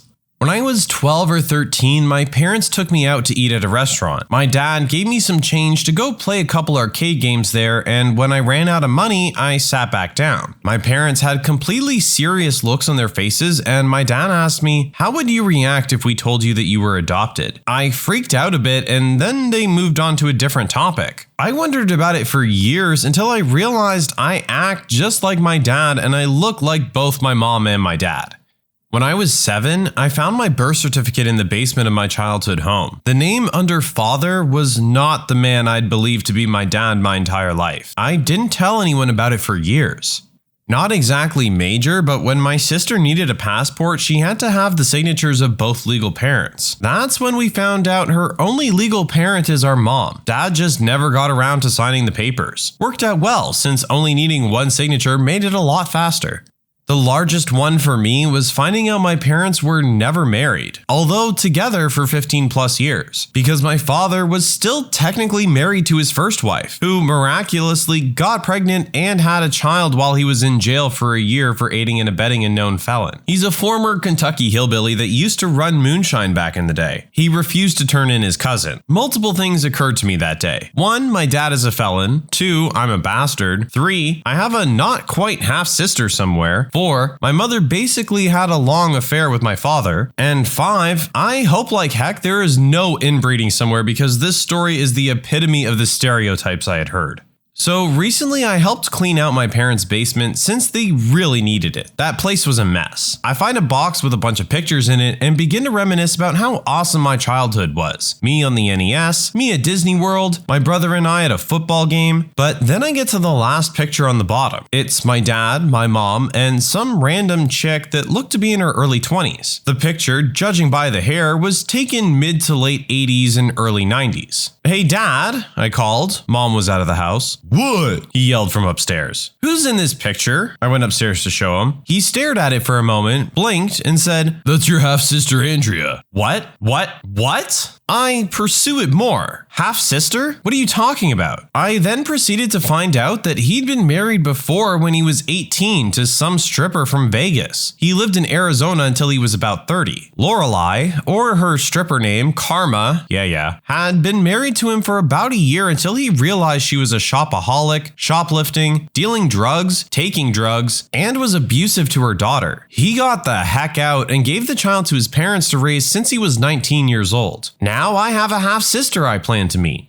I found out my stepfather was my biological father whilst who I thought was my dad was still actively in my life. Okay, it's complex, so I'll break it down. I was born to my mother and her husband, we'll call him Roger. So Mom and Roger were my parents. I grew up thinking Roger was my dad. I knew of nothing else other than these two as my birth parents. When I was 4, my mom and Roger got divorced. My older siblings were always allowed to go visiting Roger, and I rarely got to. I grew up desperately wanting to see my dad Roger. When I was 7, my mother married a new man who became my stepfather. We'll call him Bob. So I grew up with Bob being a great stepdad to me. But it always hurt that I never saw my dad Roger. And as I got older, I got angrier and angrier that I never got to see my dad Roger. Because hey, what kid who loves their dad wouldn't be? So one day after I hit puberty around 12, Bob and I got into a fight and he was telling me off and I pulled out the "You're not my real dad" line, which cued my mother and Bob to sit me down and tell me that Bob is my biological father and that Roger's not my father, only a man I was led to believe was my biological father in order to keep up appearances to the outside world. My dad is a real-life superhero. He has graphic synesthesia. He sees numbers as colors and shapes because those sections of his brain are connected in ways normal people's aren't. And he used that to catch a man who was skimming accounts when he worked at a bank. So my dad worked at a bank and for fun, he'd scroll down through the account balances and watch the patterns of color. He did this just about every day, and over time, he noticed more and more zeros. They stood out because they're empty space to him and it looks ugly. He was noticing this in a couple thousand accounts too. Just a few black spaces at the ends of strings of color. He took it to the police because his boss wasn't listening to him. Turns out his boss was the guy skimming the accounts. But the police never took the investigation seriously until my dad compiled the evidence on his own and took it to them. My dad's a cool guy. This one is actually a really cool and interesting story. People are just awesome. While at a party about 5 years ago, I met a girl who I really clicked with. Friends-wise, I'm a girl. I started talking about my boyfriend, but not by that title, by name. She proceeded to tell me she knew him and had actually recently been on a date with him, and how it was the most romantic date she'd ever been on. My boyfriend. Of a year. Yeah, it just got real. Yes, we broke up shortly afterwards. That girl ended up being one of my best friends, and we're still friends to this day. I met a girl at a bar while my boyfriend and a group of friends and me and this girl hit it off. We drank and laughed all night long. We became Facebook friends and ended up hanging out fairly often. I considered her one of my favorite people to be around. One day, she blocked me on Facebook and stopped talking to me. I was hurt and confused. Me and my boyfriend lived together and I told him about it and all he really said was, "Oh, weird. Well, screw her. Plot twist? My boyfriend of 4 years had gotten her pregnant. Eesh. Me and the boyfriend split up, obviously, and now her, my ex, and their kid live with his uncle in a trailer park. Second plot twist. After we split, I was depressed, went on a huge drinking binge, met the lead singer of my all-time favorite band at a show, we hit it off, I quit drinking, and now I'm happily married to a guy I had a crush on for 10 years. Well, that one was a little bit of a roller coaster. At least the original poster ended up happy. Sounds like maybe the ex not so much. The day we found out that the doctors were going to stop being aggressive with my father's treatment was very difficult. My grandparents flew back from Florida to get his affairs in order. Apparently, my dad, a near-broke alcoholic, had not paid any of his life insurance premiums. My grandparents found out and paid all the late bills, which allowed my siblings to collect on the multi-million-dollar policy. To this day, I'm grateful because I didn't find out until a few days after about the whole situation. Now, I have enough money to pay for college and buy my first home. One of my cousins does not have the same father as her sisters. Their father found a handwritten note in which their mother wrote about her affair, the pregnancy, and then confronted her about it. They ended up staying married and are currently married to this day. My mother and father found out and told me a few years ago. It was a slip-up that I continually pursued until I got the answers. There are only 5 of us in the entire family that know. Me, my mother, my father, and the cousin's parents. The girl and her sisters have no idea. Mine was finding out the woman I called mum for the first 16 years of my life was actually my gran, and that my older sister was my birth mom. Apparently, she got pregnant when she was 13, so her mom decided to raise me. Now, I've got no idea what to call either of them. Calling my big sister mum just feels weird. I found out while my uncle was on his deathbed that he had a secret family with adult children. Mind you, this is the classic drunk uncle who lived alone or just had a live-in girlfriend or wife from time to time, but came to every family function. Nobody knew. Not his sisters, not even his mother. We still dispute this family because when we did ask my uncle, he just said, it's not a big deal. What the heck? This isn't really about me, but rather a friend of mine. I think to this day he still doesn't know this. My mother's good friends with his mother, which is how we met. And one day his mother tells my mother that the man we've all believed to be his father isn't really his father. And even he, the supposed father, doesn't even know it. Because she was officially dating him back then, but was cheating on him with the real father of the child. She said the real father ended up dying before the child was ever born. I believe in a car accident. And so she raised the child as the son of the man who she would go on to marry, and later divorce. Earlier this last year, I was hit up by a guy on Facebook claiming to be my half-brother. Fast forward a bit, and it turns out to be true. I don't know the details of the hows and whys, as every story has multiple sides, but my twin brother and I have been raised our whole lives, 23 years, by a wonderful man whom is the biological father of our older brother. There was never any hint or doubt that our dad wasn't our biological father, and we were raised with the utmost love and care by him, even though he and my mother were divorced or separated throughout the entirety of our lives. My father even had a fiance leave him at one point because she was apparently unhappy that he was paying family support for kids that weren't technically of his biology. He really sacrificed a lot for us, and I couldn't have asked for a better dad. Hasn't changed much in my life, honestly, and I never had any real crisis of conscience or identity about it because, hey, that sounds about right given my family history. Nonetheless, I'd say that counts as a nice little twist. When my grandfather was on his deathbed, he was very much aware of what he was saying and doing. He talked to each of the family members that were there privately. When I went in to see him, we talked for what seemed to be hours, joking as if it was another one of our every other weekend camping trips. It was very strange to know he would just be a lifeless shell of what he used to be. He put his hand on the back of my neck and told me I was about to go through the toughest 4 years of my life and to not act on my depressive actions. I left the room confused and broken. He passed within half an hour. The next 4 years and counting have been hell. My immediate family found out my father had been cheating on my mother and just messed with our emotions and thoughts over the course of a year and a bit. I failed to get my high school diploma, so I started to work full time to pay for our home. Not as big of a plot twist as some of those on here, but his words kept me from doing some pretty extreme things.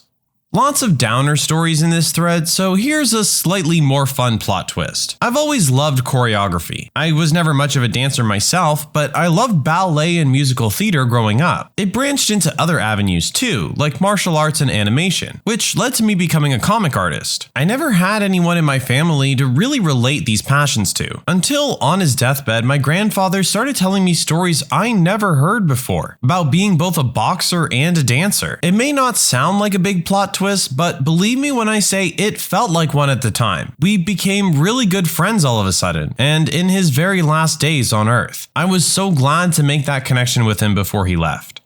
I found out just last week that all my life, my mother's been addicted to drugs and has been hiding her addiction from my sister and I as best she could. On top of that, every single night she takes sleeping pills. I also learned that her family's convincing her to lie to my father and continue her addiction instead of getting help, purely to spite my father. I'd always suspected my mother had a drug problem, but never brought it up. My sister is still in the dark, and I intend to keep it that way. For now, I'm just watching my mother slowly wither away.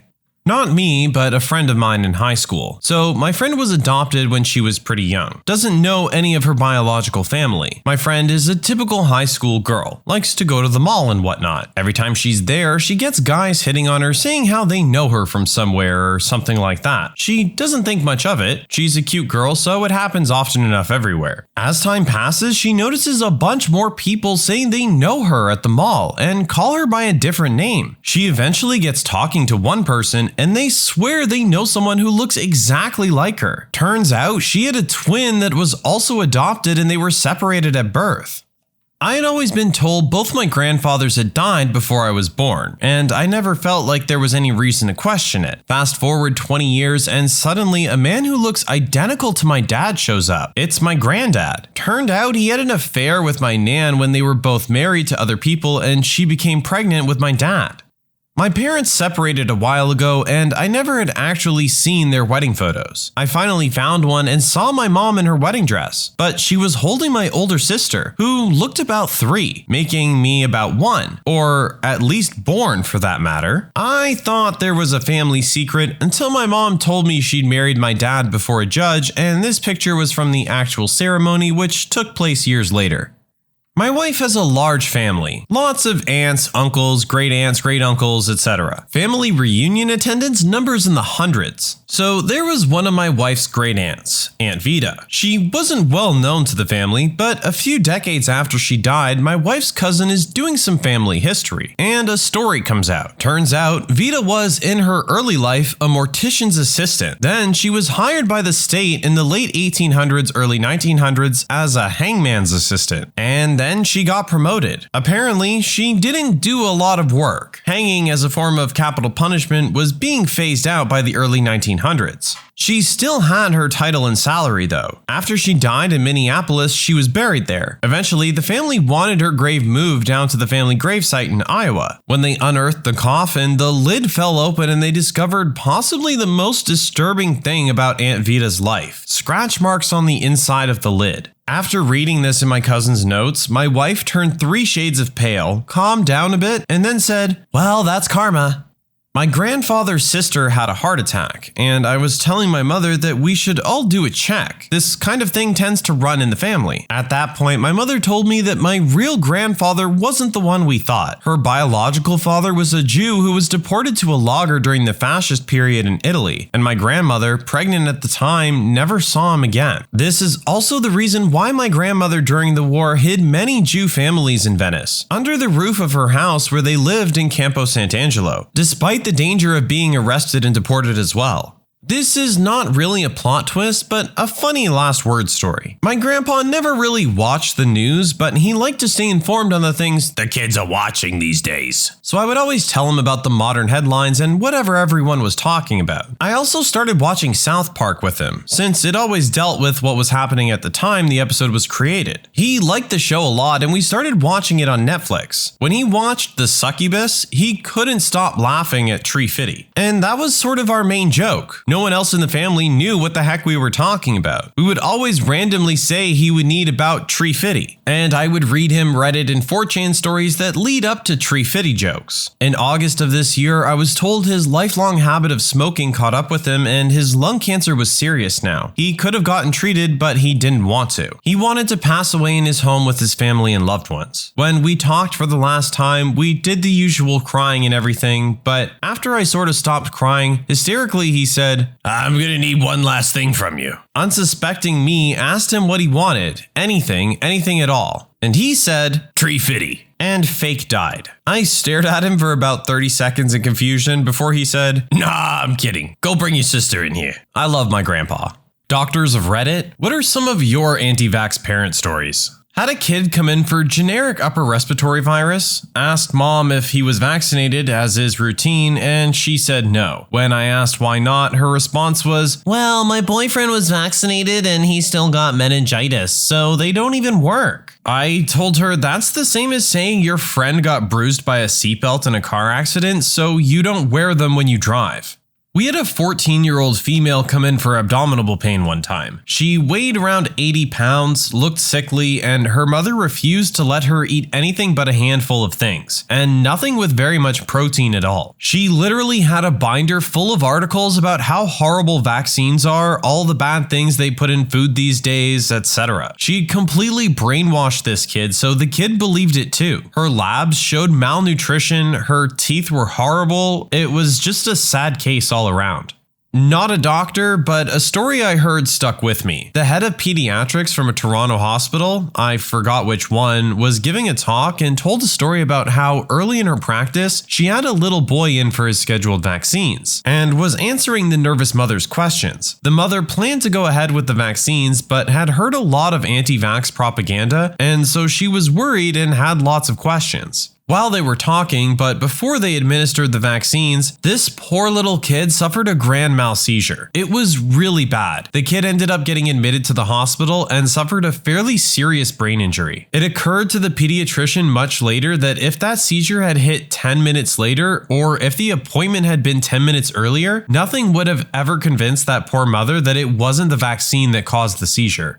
Had a 5 or 6-year-old patient who had a super hippie mom. No reason for not vaccinating other than she doesn't want to, despite counseling many times. The kid also had asthma and would consistently come in for exacerbations despite prescribing appropriate controller meds. The amount of exacerbations just didn't make sense. One day, I sent my student to see him first while I called the pharmacy to see if his meds were received. The student came back saying, "I can't get a history from mom. She's literally falling asleep while talking to me." Also, pharmacy said the meds haven't been picked up from the last 3 visits. That was enough for me to call CPS. Mom was on drugs. Living situation? Deplorable. Last I heard, kid was moved to an aunt who caught him up with age-appropriate vaccines.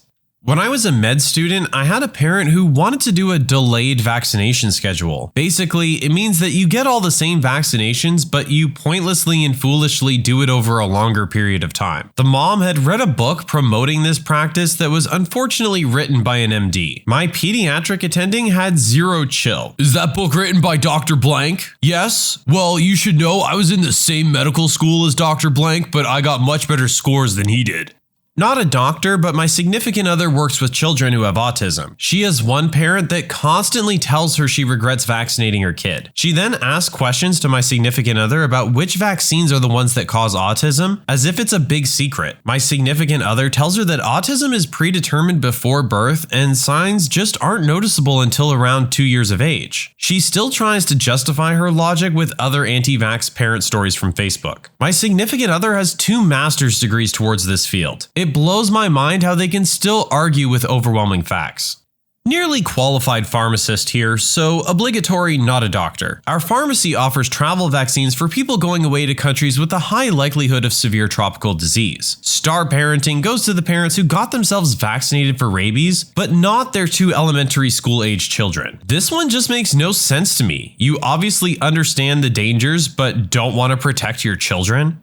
In medical school, I saw a kiddo whose parents refused vaccines, and so they were given the vaccine refusal form to sign. This form essentially said that the parents understood that refusing vaccines was against medical advice, that their kiddo could get sick from all those preventable diseases, and that they wouldn't hold the doctor or practice liable for any complications that the kiddo may get from said preventable diseases. This mom pulled out a Sharpie and blacked out the part about the doctor not being liable. The parents thought we'd be cool with them just changing the form just for them, and they wanted the doctor to be held liable for their moronic choice. Of course this didn't work, and they were told to sign the form or they would be discharged from the practice and have to find another. They refused to sign and were told to leave after given a list of other pediatricians in the area. These folks are delusional, thinking you can just alter a legal form like that with a Sharpie. Some people blow my mind.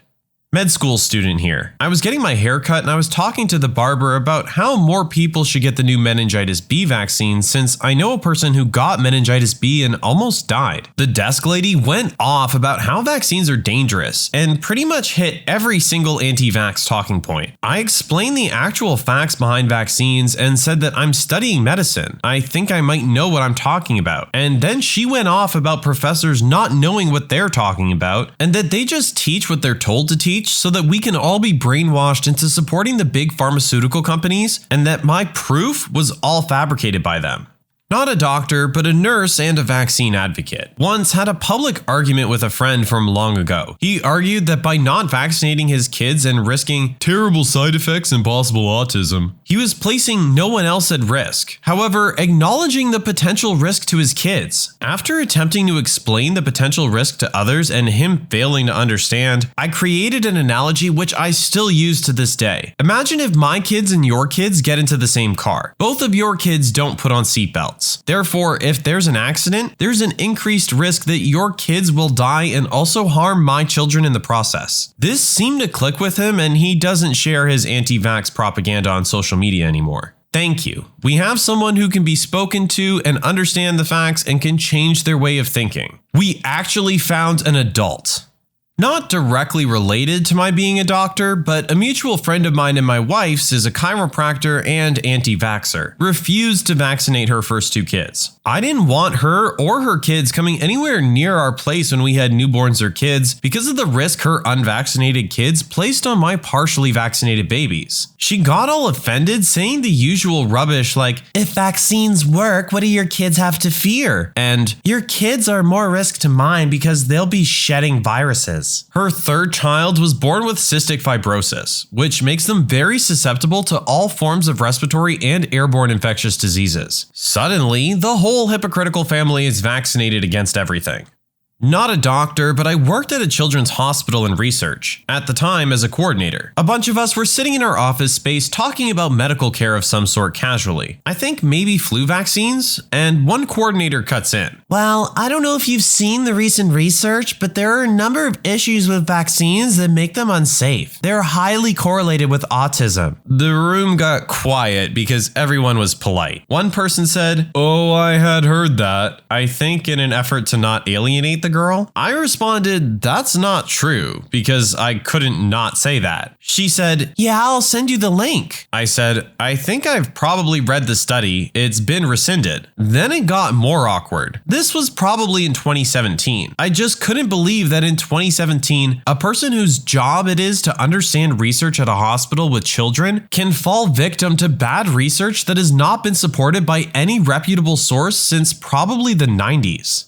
I'm not a medical doctor, but a mental health therapist. Went to do a new client intake, and while asking the mother about the kid's medical history, vaccination records, etc., she said he wasn't vaccinated because vaccines cause autism and she didn't want to risk her son getting it. Then when I meet the kid, within 5 seconds of laying eyes on him, I could tell he was autistic. Worst part was that when I told her, she became very upset and started yelling at her husband saying he must have gotten the kid secretly vaccinated, and then immediately ran out of the house and took the kid to the emergency room for testing and just left me and the dad in the living room just kind of staring at each other. Never answered my calls or texts again after that, and I had to get DCF involved. I was a medical student when this happened. My attending pediatrician gave me a heads up about the parent I was about to see and decided it would be best if he came into the room with me. 4-year-old kid came in with a horrible cough and difficulty breathing. It was almost surely pertussis, aka whooping cough. The kid was coughing so bad he vomited on the exam table. He went on to ask about vaccinating her kid, and of course she replied no, even though her son was damn near coughing up his lung right next to her. I think my attending had seen enough and had enough of her not vaccinating her kid and had the following conversation with the kid's mom. Attending: Ms. Blank, I have to ask you, do you trust me as your son's doctor? Mom: of course I do. Attending: well, there's 2 problems here that we need to address. 1, you either think you're more knowledgeable than me when it comes to medicine, and if that's the case, I should no longer be your son's doctor. Or you don't trust me as a physician, and in that case, I shouldn't be your son's doctor. Mom just sits there with a blank stare on her face. Attending: will you please reconsider giving your son a vaccine? Mom: no. My attending obviously treated her kid, but after this whole ordeal resolved, he dropped her and her son as patients and referred them to another pediatrician. He'd had enough of her. I respected the heck out of him after he pulled this move.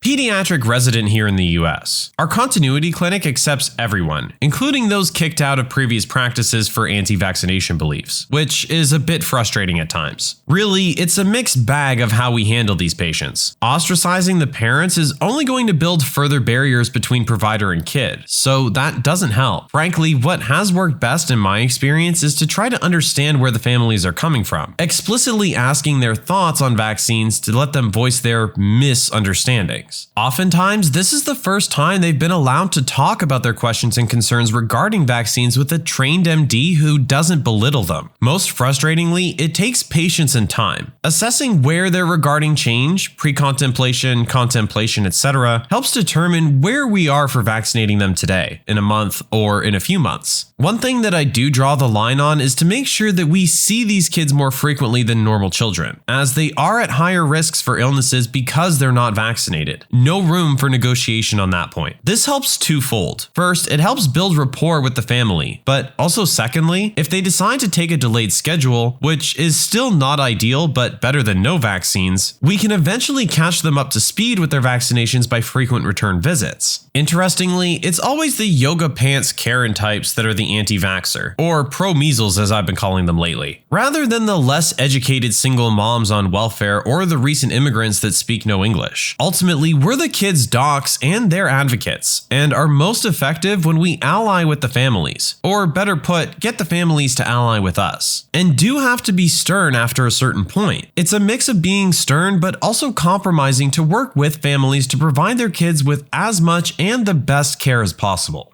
I really like this poster's point of view, and I think it's really interesting to hear it coming from someone who has to deal with these kind of people on a frequent basis in medical circumstances, but has found the best way to have the interaction without having the child suffer, which at the end of the day is the only one who would.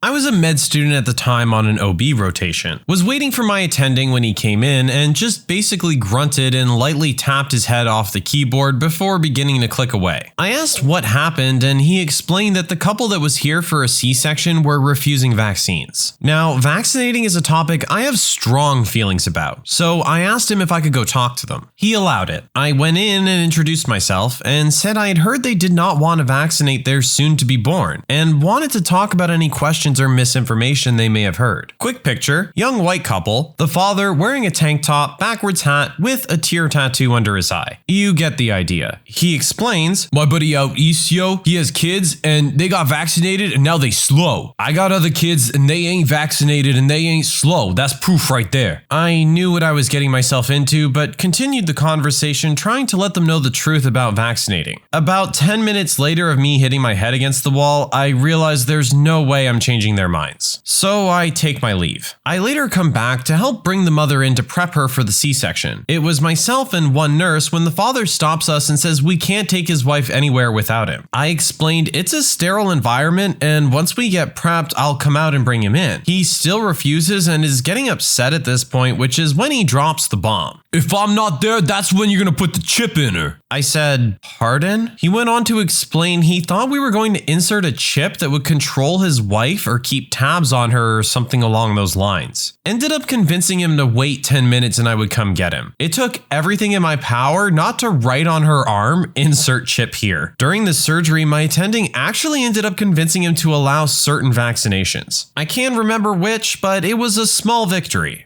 I feel like Family Guy said it best. There's an episode where Lois and Peter kidnap this child to get him to a hospital because the parents believe prayer will heal their kid. So Lois eventually has to confront them and says something like, maybe the vaccines and medicines are God's answers to your prayers. So why keep praying if you're just going to wipe yourself with his reply?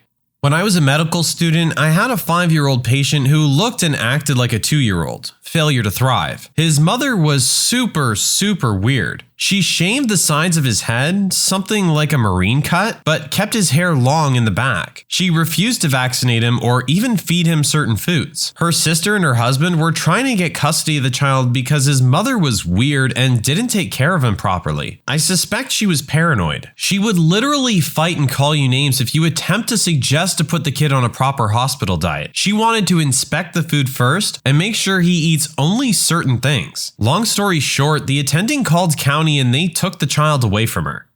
Not a doctor yet, but a med school student. A fellow student of mine is very happy about not being completely vaccinated. She's also happy that our country, Germany, is still a free country considering vaccination, since she believes that they don't really work. At this point, I'd like to remind you that she is a medical student, and at least once a year, we have to have a medical checkup to make sure our mandatory vaccinations are in order, simply because we're studying and working at a hospital with a lot of immunocompromised patients. Anyway, she was happy to inform me that she only got the vaccinations that were absolutely mandatory. So she got no tetanus shot, for example, and believes she will never get tetanus, simply because she doesn't want to and she believes that's enough, since our minds are so capable of healing our bodies if we let them go free. For example, by using hallucinogenic drugs. Luckily, that can only harm her and no others. I'm really not a bad person, but I kind of hope she cuts her foot on a rusty nail and gets a little bit of tetanus. Nothing that will kill her or have any lasting effect on her, besides maybe convincing her that vaccines work. I really don't want her to become a doctor.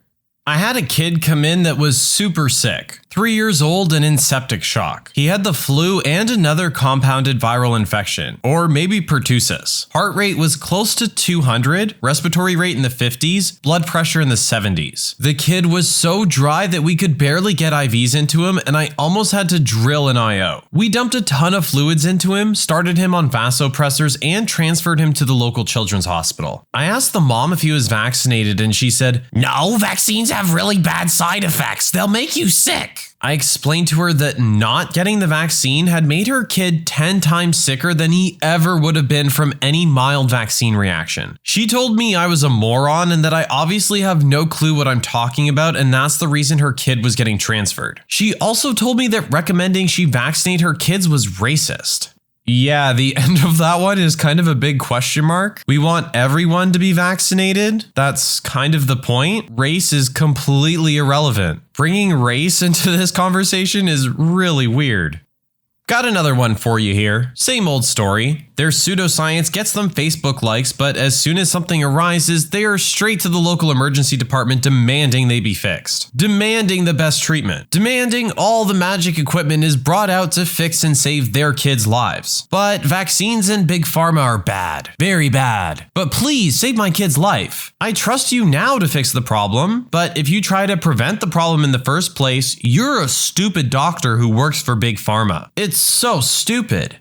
I have the opposite of what you're expecting to hear, I assume. As a medical student, I went to see a young child less than 1 year old in the outpatient clinic before the attending. The child was due for vaccines, and I talked to the parents about getting them on that day. The parents said they had reservations about them, so I talked to them about their reservations. We talked about all of the things they'd read on the internet and walked through each point one by one. One of the benefits of being the medical student is you have nothing but time. I explained how vaccines are made and how they work. They don't have the mercury preservative they once did. Some vaccines are live but attenuated, and others are immunogenic sequences bound to a protein. And why we get so many so early? That's when you're most likely to be affected by these diseases. They were concerned about the effects of so many vaccines at once. This is a common concern, but we challenge your system less with a vaccine than you see walking around in the world every day. And they asked about them making the child sick. Not possible with anything but a live vaccine, and that's why those are attenuated. There's such a small dose that a non-immunocompromised individual should have no problem with them, even though you might feel a little sick because we activate your immune system. And that's how you feel when that happens. The whole discussion probably took about a half an hour, and then they decided to go forward with the vaccines. As it turns out, most people are just scared. And who can blame them? With all the misinformation in the world, it's easy to see how parents get to that point. But they're also human, and when you sit down and talk to them like the people that they are, intelligent and able to understand your points, they respond in a positive way. It's one of the moments in medical school that I reflect on frequently, especially when things are tough and I feel like being impatient with people.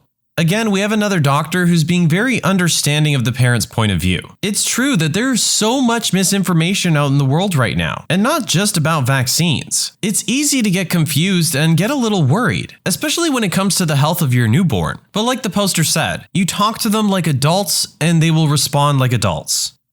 I had a mother bring in her child to see me as a new patient. When I saw that he wasn't vaccinated, I asked my nurse why not, and she told me that the mother had a religious exemption. When I entered the room, I asked the mom what the religious exemption was, and she said, "Oh, well, when he was a baby, he had a rash from the hepatitis B vaccine." I kindly told her that I couldn't care for her child because he was not only a risk to my staff, myself, but also to other patients in my office. She went off on me and ranted about, "I can't believe that every doctor's office I call refuses to treat my son because he's not vaccinated. And that the only doctor in the country that will see him can't see him for almost 2 months." I kindly stopped her and said, if I was one of the few that refused to treat your child, I would understand your frustration. But don't you think there's a message that not a single doctor in the entire county, save for one doctor who did some pretty questionable practices, think essential oils and stuff, will treat your kid? Then maybe there's a valid reason behind it? Yeah, she definitely wasn't happy when she left.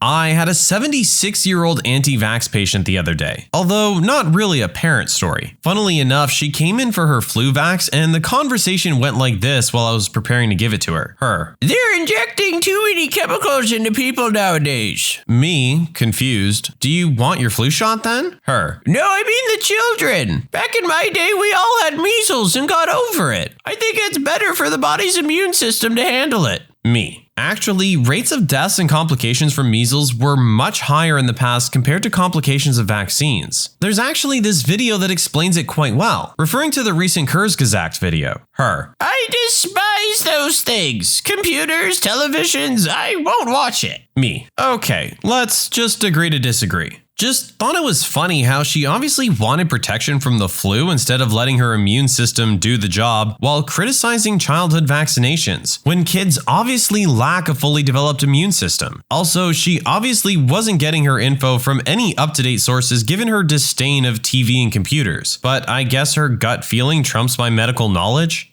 Teachers of Reddit? What is your "this student is so smart it's scary" story? One of my kindergartners just knows multiplication, and not just the basics 5s or 10s. In the beginning, when his parents told me, I played along with 2 times 2 or 10 times 10, but you can tell him 17 times 14 and he knows it instantly. So cool to watch. I was doing a 500-piece puzzle with some kids. I was a preschool teacher. We finished the puzzle except for one piece, which was nowhere to be found. Kid comes in, takes one look at the puzzle on the table and says, "Oh, you're missing that? I know where it is." Reaches into a completely different 500-piece puzzle, rummages for like 10 seconds, pulls the piece out, and fits it in. I asked him how he knew it was there. He said he had done the other puzzle for a bit and noticed it. I asked him how long ago. Christmas, he says. It was February at the time. The kid was maybe 5. Might be more memory than intelligence, but that was crazy to see. Such a great kid, in somewhat dire circumstance. I hope he's gotten all the opportunities he deserved. I work with 18 to 24-month-olds, and we have an 18-month-old who can have literal conversations. Perfect sentence structures, perfect verb conjunction, perfect pronunciation, even L and R. Knows all the alphabets, numbers, colors, shapes by sight. Some of the others know some of those things, but I've never seen a baby this advanced. I sometimes forget she's only 1 year old because she seems more like 3.5. Just tiny like a 1-year-old. Her dad brought her back from a well baby checkup telling us that the doctor asked, does she say any words yet? And we all lulled because she has full conversations. We had a 4-year-old in preschool. He was sitting under the table writing down numbers for a long time. He had no time to talk to us. When he came out and we looked at what he'd been doing, he said he wrote down all the multiplications. It turns out his brother in 5th grade was learning the multiplication table, and this little brother really wanted to do the same, but didn't have a multiplication table. He counted on his fingers to add each column and got the table right. A few days later, he knew multiplication. He would also comment on dates. If someone said that they had a birthday on June 12th, he would say, oh, that's in 184 days. Almost immediately. On an excursion, we passed some statues with birth and death dates, and he would casually sum up. He was 78 years and 110 days old. She was born 33 years and 120 days before him, etc. I think he was more focused and willing to understand than necessarily so smart. I don't know about that last comment. That kid sounds pretty frickin' smart to me. I taught high school math. One of my freshman students divided 1,134 by 63 in his head in less than a second. I let him finish the problem, and then after he arrived at his answer, I asked him, how did you do that? He looked at me with this blank stare as if he was thinking, you can't do that? He proceeded to say, well, I doubled 63 and then multiplied that by 10, and then I saw that 1,134 was just the difference of those two numbers, so 18. And looked at me like it was nothing. I told him good work and moved on. I'm only above average at a few things, but one of them is mental math. When I saw that this kid could do this calculation that I couldn't, I was so happy. It was one of my happiest moments as a teacher. I didn't help him in that moment, but to know I played a small part in his math education felt so good. I have a 5-year-old this year who has stolen my wallet more times than I'd like to admit, from my pocket, without me knowing. I now wear a wallet chain like I don't remember what decade it is. He still tries, but he hasn't figured out a workaround. Yet. Feel like this kid may be more street smart. I'm a piano teacher on the side. I'm currently teaching a 4-year-old how to read sheet music before she can read books. I ask her to find the C's and she'll point them out on the page and things like that. She can also do math really well and understands the concept of multiplication. Also, another student that just started and plays by ear and composes her own pieces at 8. She also speaks 5 languages, which I didn't find out until I told her I was learning German. After teaching her for 3 months, she's already to the point where I had to send her to a better teacher. My mom was a student teacher in the early 1970s. She recounts the story of a gifted first grader that nobody really knew how to handle. Every day, her mentor would give the child a copy of the New York Times and let him read during her class. Much later, my mom was working as a speech therapist and had a severely autistic child that would come in daily. After their lessons, he would spend his free time drawing elaborate and accurate city maps on the whiteboard. It was fascinating. I worked at a special purpose preschool designed for kids on the autism spectrum. Did an intake day with a kiddo, 4 years old, where I was just trying to have fun and see what kind of things he liked. We did some time on the computer where we surfed around YouTube a bit, and he searched up a video about our solar system and began to explain to me the difference between the inner solar system and the outer solar system. What they're made of, sizes, electromagnetic fields to compensate for distance from the sun, etc. I had to Google everything he was saying because I had no idea if it was true. Spoiler alert, it was. This story in particular I feel is one of those things where if a kid focuses on one thing they really love, they will know everything about that one thing. Their mind is like a sponge and they will absorb all the information about that thing that they love. For us as adults, we might have known this stuff a long time ago or maybe never learned it, but trying to absorb it now, especially with moderate interest, is very difficult. Not a teacher, but had a classmate who was, and still is, a genius. I distinctly remember him asking very complex questions on the current reading literature and making constructive arguments. It was over my head, but our teacher was offended and argued back that he didn't understand anything. I think they were well over her head as well. She screamed at him and stormed out of the class a number of times. There was a time she asked him to leave as well. I never felt so bad for a classmate. He didn't deserve to be yelled at like that. I believe he's now a mathematician with published works and awards as well as a successful musician. I have a student who's an immigrant that speaks fluent English. I assume that she grew up in the USA, but she told me that she'd only been here for a year and knew zero English before coming. I was amazed. I have another student who just does calculations instantly in his head. He doesn't even have to think. When he learns more math, it just comes automatic. He explained that numbers just make sense.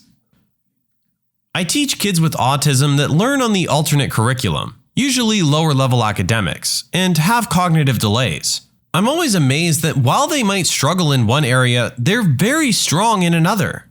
I had one girl who knew everyone's birthday, everyone she met, day, month, year, and age. She could also do crazy math in her head. I have another kid who's minimally verbal but knows every locker combination in the school. Two others who are amazing artists. Another who could tell you what 80s movie icon shared a birthday with you. I love my kids. A kid's work kept deleting itself on a computer every few minutes. He was having a meltdown and I saw it happen. It was impossible to explain the phantom deleting that was going on. Fast forward to the end of class and there's one kid remaining that was sitting at the opposite computer from the kid who lost all his work. He looks at me and says, "You want to know how I did it, sir?" He had put a USB keyboard into the back of the computer and had it set up so he could hit the delete key with his big toe. It was the funniest stealth attack I'd seen in a long time. Being the teacher, I should have done something, but it was too funny and smart. I don't know, it sounds like this kid might be the smartest one yet. I had a first grader with a speech impediment who was asking for a type of book. His peers and I couldn't understand him no matter how hard we tried. Finally, he gave up and without any frustration, he found a picture book with someone stirring a pot on the cover. He opened the book and skimmed through words until he found what he was looking for, the word cooking. He showed me the book and pointed, telling me that was the word he'd been trying to say. He wanted a cookbook. This was a 6-year-old. My mom had a special needs student who went on some field trip to one of the NASA centers. I don't remember where. His dad was an IT guy, I think, and had been teaching this kid, around 10 years old, stuff on the side because he was all about computers. The kid wandered off and apparently found some office or computer lab or something unlocked. Walked in, sat down at a computer, figured out how to unlock that terminal, and started browsing through their internal stuff for a while before someone caught him. He got in big trouble for that one, but I don't know if it even registered in his mind what a huge issue that could be. He would do it at school and nobody cared too much, so I don't think he saw an issue doing it out in the real world. He came to my mom the next year or the year after that when his family moved. And my mom was warned not to leave her personal electronics unattended because he would figure out how to get in.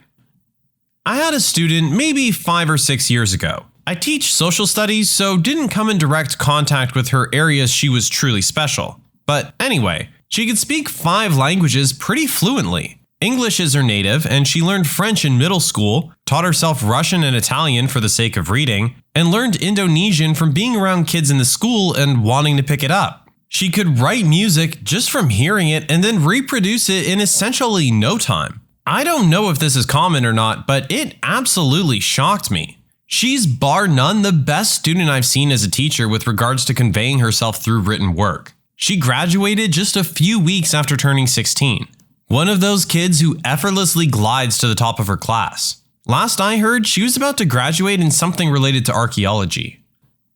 I was a student teacher at the time completing my education degree. I taught 8th grade. There was this one girl who was your typical edgy, angsty 13-year-old who was too cool for everything. When we went through our poetry unit, we gave a project in which the kids had to write their own free-form poem and put it in some sort of video or slideshow. This girl wrote a poem about how the United States education system as it is stifles creativity, and destroys students' joy of learning. I always remember this one line from her poem. I learned more from an evening watching Hamilton on stage than an entire year in a United States history class. The video was your typical angsty black and white shots of her friends standing solemnly in front of or behind chain link fences and signs that say no trespassing. The next day, she showed up with a gigantic biography of Alexander Hamilton. It was bigger than most Bibles. It only took her a week to read it. My mentor teacher hated her because she thought the student thought that she was smarter than everyone else and was arrogant. Maybe she did think that. Maybe she thought we were annoying simpletons. But I just thought she was dope as heck. This kid didn't particularly like or dislike me, hated my mentor teacher, and disliked anyone except a couple friends. She was sassy and smart, had a finely tuned bull meter, and had a huge vocabulary and an obvious love of learning. She'd grill out book after book. And where my mentor teacher saw arrogance in her poem project, I just saw a girl who was desperately bored and was asking for a challenge. I tried my best to give her extra, more challenging options in the future for her assignments. She never said anything to me, but I got the feeling she appreciated it. Or I hope she did.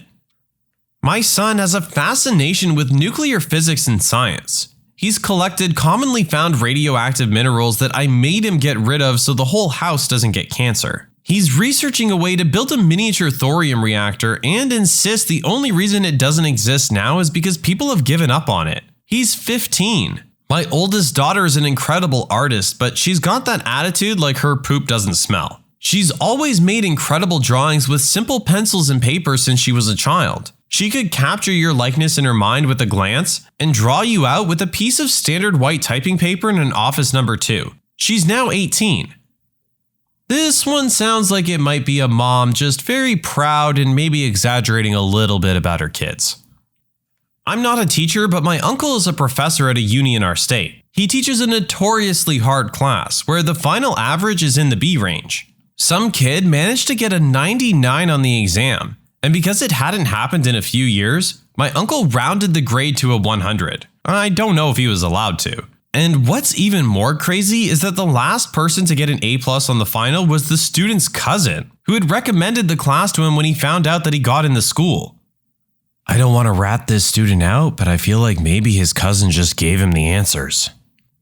I coach Science Olympiad, which naturally draws some very smart students. I was on a long bus ride with them to nationals and sat next to one of our 7th graders. This kid had to be one of the smartest kids I've ever met. He's brilliant. We ended up playing 20 questions and I decided to be a jerk and do something really hard and specific, settling on whiptail lizard.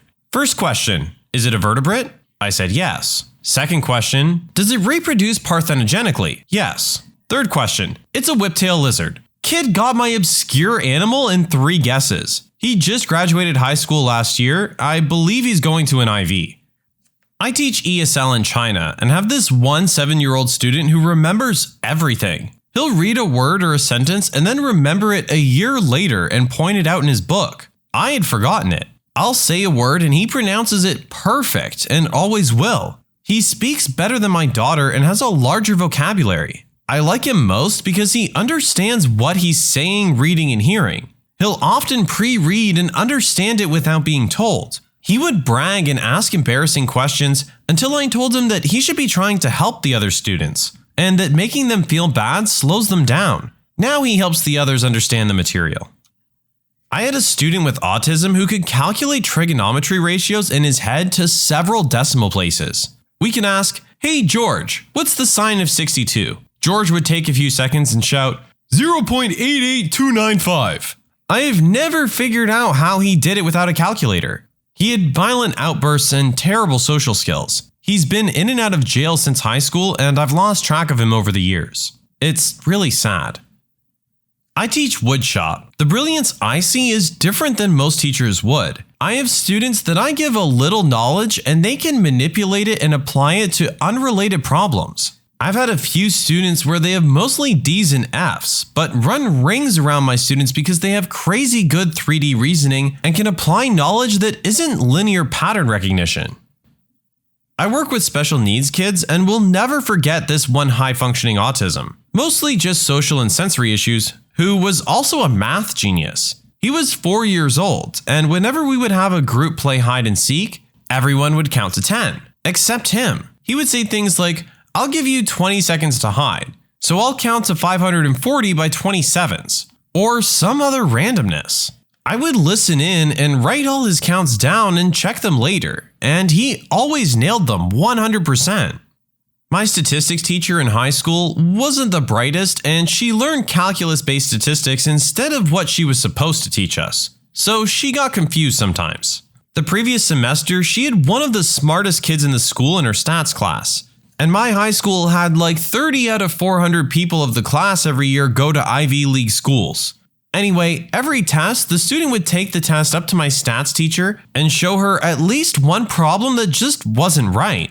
I don't know how, because she literally told us in class how the smart kid found at least one big mistake or a better way to do the question or something every single exam. Kid came into kindergarten halfway through the year. Youngest kid in the class. The rest of the class was working on 3-letter words like cat, and he sounded out encyclopedia without difficulty. Started sending him to do math with the second graders by the end of his second week, which was holding him back, honestly. I had to talk to his parents about finding a program better suited to his needs, unfortunately. In addition to being brilliant, he was also incredibly sweet. I teach gifted and talented first and second graders. I've had a lot of very smart students over the years, some with amazing sense where they can understand most math concepts before I teach it. For example, they see the connections between multiplication and equivalent fractions and immediately can simplify or find greatest common factors. Several read at the high school level, but maybe don't really get the social context of what they're reading. Usually I can maintain some control in the classroom because they're 7 or 8, and I'm an adult and have been teaching kids like them for years. This year, I have one little girl who writes beautifully. She's very talented, but that's all she wants to do. While I enjoy talking with her about her craft and helping her think of a good transition for scenes in her stories, these are the types of questions she has for me, I also have to teach her math, and teach the rest of the class too. Recently, she's been going through some challenging emotions. She gets angry at others, lashes out, and has been defiant with adults. So she was arguing with me about having to do a math problem on equivalent fractions when she's already demonstrated mastery of the skill. I think she's heard me use this phrase in reference to her spelling. She passed out of spelling. Honestly, she caught me off guard. So I said, fine, show me you can do these 3 problems and we'll call it good. So she did. And she got what she wanted. I realized later what she did. She's right. Really, if you can demonstrate mastery, you don't need practice. So now she tries this with everything in every skill she doesn't particularly like. She's exhausting, but she's fun to mentally spar with. I have many students who are smarter than I am, but she's the first one to outmaneuver me. I taught honors algebra in middle school, which is a class for advanced 8th graders and the occasional super intelligent 7th grader. For reference, this is a high school level class, intended for advanced 9th graders, so a 7th grader is advanced and 2 years ahead of his or her peers. I had a 6th grader show up one year, which meant he was 4 years ahead of his peers. He came in midway through the year. I gave him a book. On his first test, he got a B and had a meltdown. He was on the spectrum, an autistic savant type, and he wasn't used to not getting a perfect score. Dude went home, grabbed the book, taught himself everything he had missed in a weekend, and got a perfect 100 from there on out. Insanely gifted and amazing that he could self-teach himself half a year in a weekend. I work with toddlers sometimes, and there's this girl they moved up from the infant room at 14 months. We usually wait till around 18 plus months because she was so far ahead of everyone else. She's 18 months now and she's fully potty trained and even wears underwear. She speaks perfectly clear and you can have full-blown conversations with her. She knows all her letters, she can write her name, she can write her brother's name, she can count to 100 in English, Spanish, and American Sign Language. She knows a ton of signs and not just the easy ones. She knows more than the teachers that are supposed to teach the kids American Sign Language. She recognizes her emotions and will come up and say, "I'm not feeling very brave today," or "I'm feeling embarrassed." She can also sign to you what emotions she's feeling. When we do magnetic letters, she'll tell you the letter and the color of the letter in English, Spanish, and American Sign Language. Meanwhile, I know a 19-month-old who can only say mama, dada, and no. Kids are so diverse. I've had a few different super smart kiddos. One student of mine with autism, when given any date from the 1900s or 2000s, could tell you what the day of the week was. He tried to explain to us how he knew once, but the explanation didn't make any sense to any of us. Another student of mine was hyperlexic, essentially the opposite of dyslexia. He could write well above his grade level and read any word you put in front of him. Once we gave him one of our college textbooks and he read it back to us. Didn't understand it, but pronounced every word correctly and read it fluently. He was a first grader. Finally, I recently had a second grader who had already mastered the entirety of the 5th grade math curriculum, and everything before that. His previous teacher didn't know what to do with him, so she put him on Khan Academy all the time. I did what I could, but it's hard to keep up with kids so far above grade level. People who grew up with strict parents, what was their most unreasonable rule? I was called at a friend's house at 11 p.m. at night because I left 2 t-shirts slung over the chair of my room versus hanging them in my closet. I had to go back to my house and then I was grounded for a week. Upon getting home, my mother had gone through my entire room and tossed every item out of my dresser. She claimed they were messily put in the dresser. Fun stuff. My mom was very strict about the rating of movies and video games. One year for Christmas, a relative gave me a copy of Star Wars Shadows of the Empire for the Nintendo 64. It was a T for teen rated game and I wouldn't be turning 13 for another 4 weeks. My mom had my dad drive me to Toys R Us to return the game. We walked into the store and over to the games counter and he had me pick out an E for everyone rated game. We proceeded to the checkout and as we went to the car, he handed me not only the new game but the game we were supposed to have returned to buy it as well, and told me not to let her catch me playing it. My mom's curfew was 7 p.m. and her brother's was 12 a.m. Her brother was about 2 years younger than her, and my granddaddy's logic was that girls get themselves into more trouble than boys. My poor mother only ever attended church functions for fun until she graduated from high school. My stepmom decided that I was using too much shampoo. She would get a little medicine cup before my shower and pour the designated amount into it. It wasn't ever enough because I had hair down to my butt. I also wasn't allowed to use conditioner. When I was in 5th grade, I wrote some stuff in my diary about masturbating, and a month later, my mom went through all my stuff. She would randomly go into my room and tear it apart, and I'd always get in trouble for something. And then I'd have to clean up the mess and be grounded for whatever amount she felt like that day. So anyway, when she found that diary entry, she picks me up from school and won't talk to me. I get home, my door was removed from my room, that diary entry was taped on the wall, and I was threatened with a belt if I didn't answer all her invasive questions. It was pretty messed up. Wow, yeah, this one just takes invasion of privacy to a whole new level.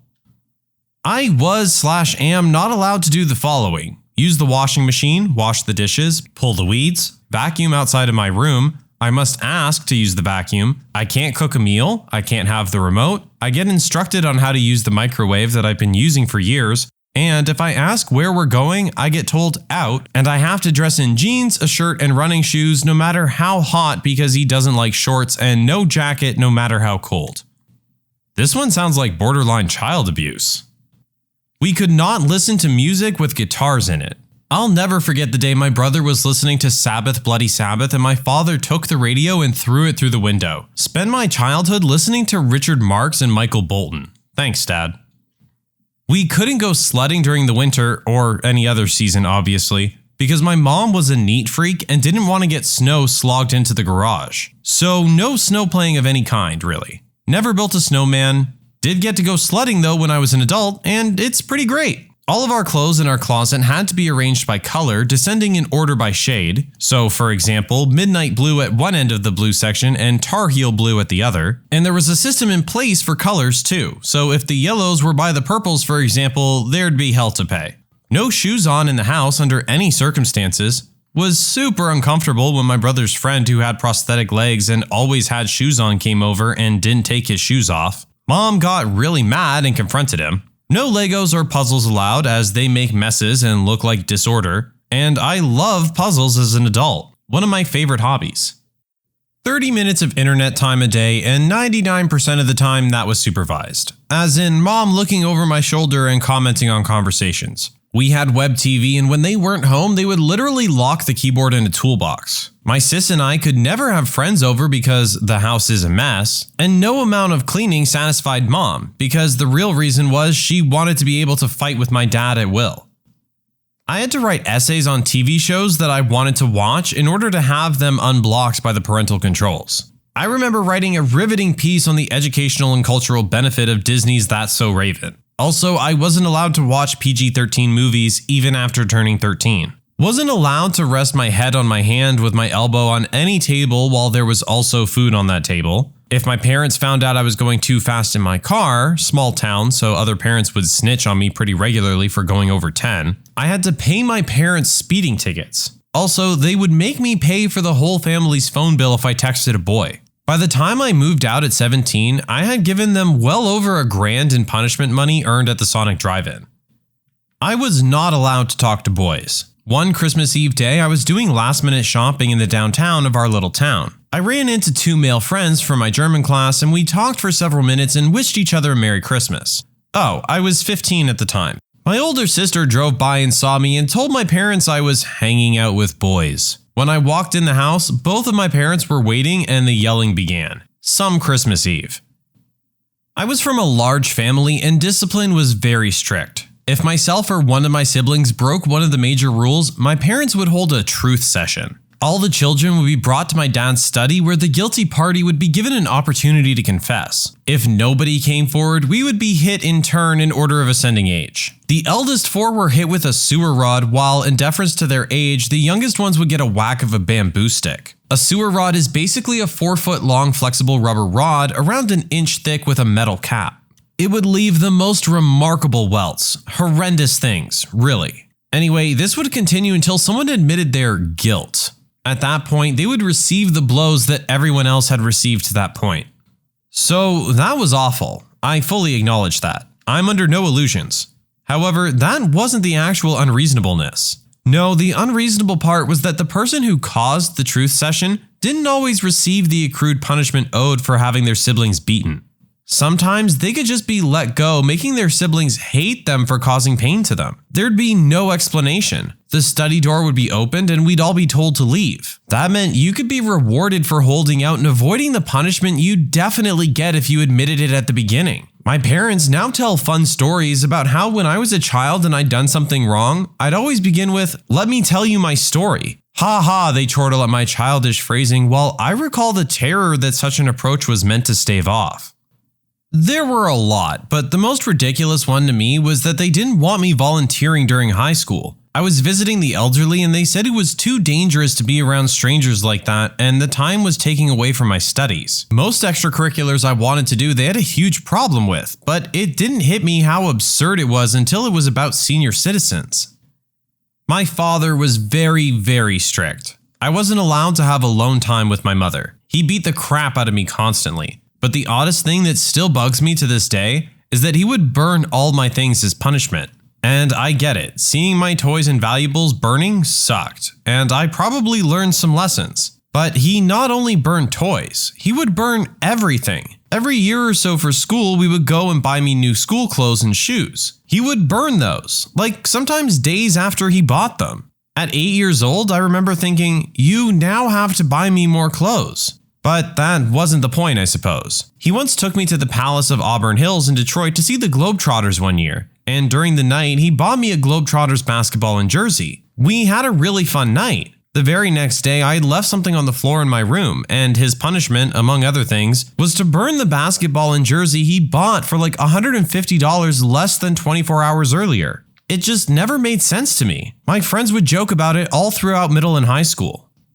I was not allowed to wear makeup or shave until 16. My mom was controlling about food. Everything was kept track of. I had to be in marching band in order to get my permit. I had a job, but even if I worked a second shift, which I did, and came home at 11, I would have to clear the plates from the table for the dinner that they ate. If I asked to hang out with a friend in the presence of said friend, the answer was automatically no.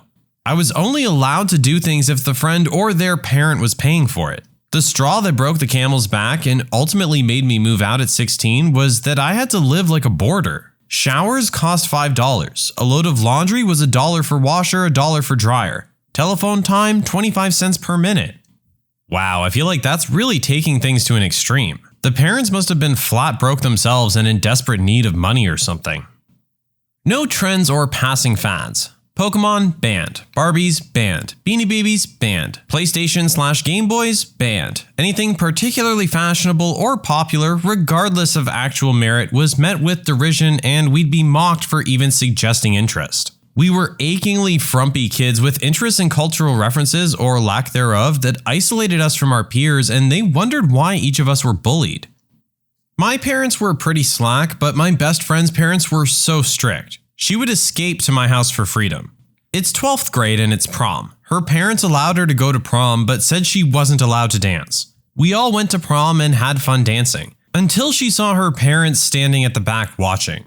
She then moved out for university. After her first year, she came home to work for the summer. She'd been on her own for a year and supporting herself, and her parents gave her a 9 p.m. curfew. She spent a lot of time at my house that summer. She was married by the next summer and didn't have to deal with it.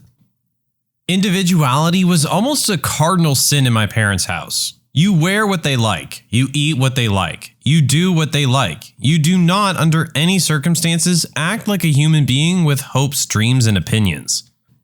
My mom was insanely controlling about food. Weird rules were in place, like 1 slice of lunch meat per sandwich.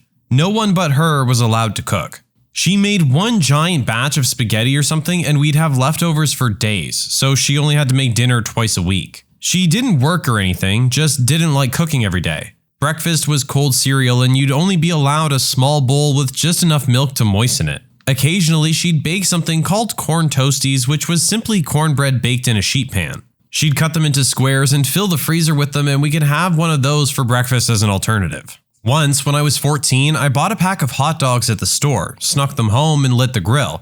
I was almost done cooking them when she came out screaming about fire hazards and swatted the plate out of my hand. She'd been making spaghetti. What an ungrateful little bastard I was. So then she orders a pizza for the rest of my family, wraps individual servings of spaghetti in freezer paper and puts them away. She tells me that I will be eating nothing else until it's all gone. Took about 2 months to choke it all down. Went without eating a lot of days. I was also grounded for over a year. But I sure learned a lot about consequences. I wasn't allowed to go out. Like, ever. If I was going to hang out with someone, it had to be on the weekend, planned at least a week ahead, and my parents had to meet their parents and drive me there. They would come get me before the sun went down. Not a rule, but if I got up to go to the bathroom in the middle of the night or was reading because I couldn't sleep, my mom would come screaming up the stairs, "Why are you up?" and sometimes hit me. I wasn't allowed to close the door in my room. There's more, but that's all I can think of right now. Mostly my mother would just yell about everything. Not my parents, but my high school friend had very strict parents. This was shortly after 9/11 and the anthrax scare. It was Halloween evening and a group of us were supposed to head out and light fireworks around the neighborhood. Well, my friend wasn't allowed to come out that night because his mom was worried about terrorists bombing our country with anthrax. We live in Canada.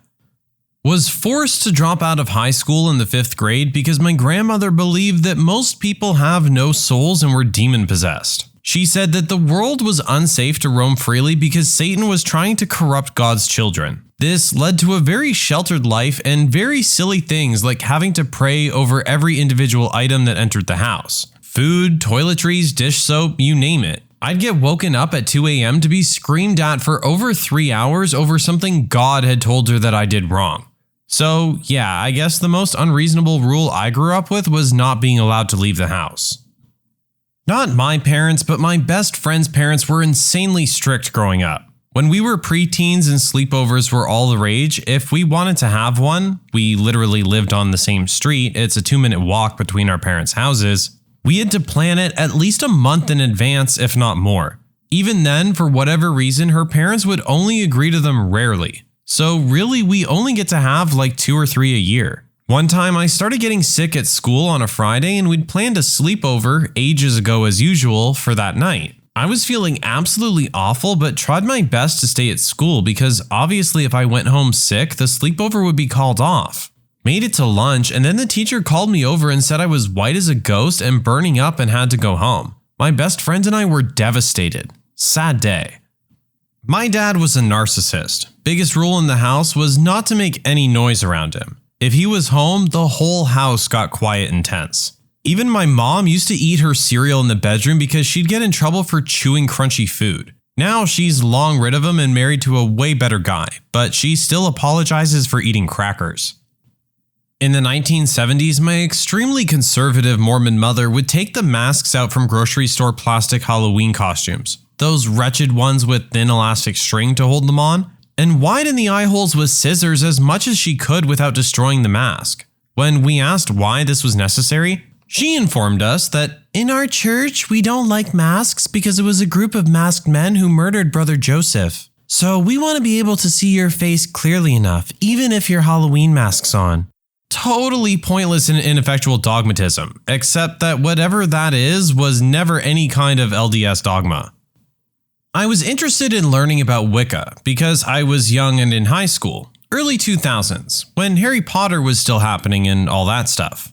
My mom and stepdad found out by reading an email I sent to my cousin. It was the summer and they freaked out. Took everything. I couldn't read, I couldn't listen to music, I couldn't watch TV or movies with the family, I couldn't hang out with friends, couldn't talk to my cousin anymore. Basically, anything that might bring me pleasure was taken.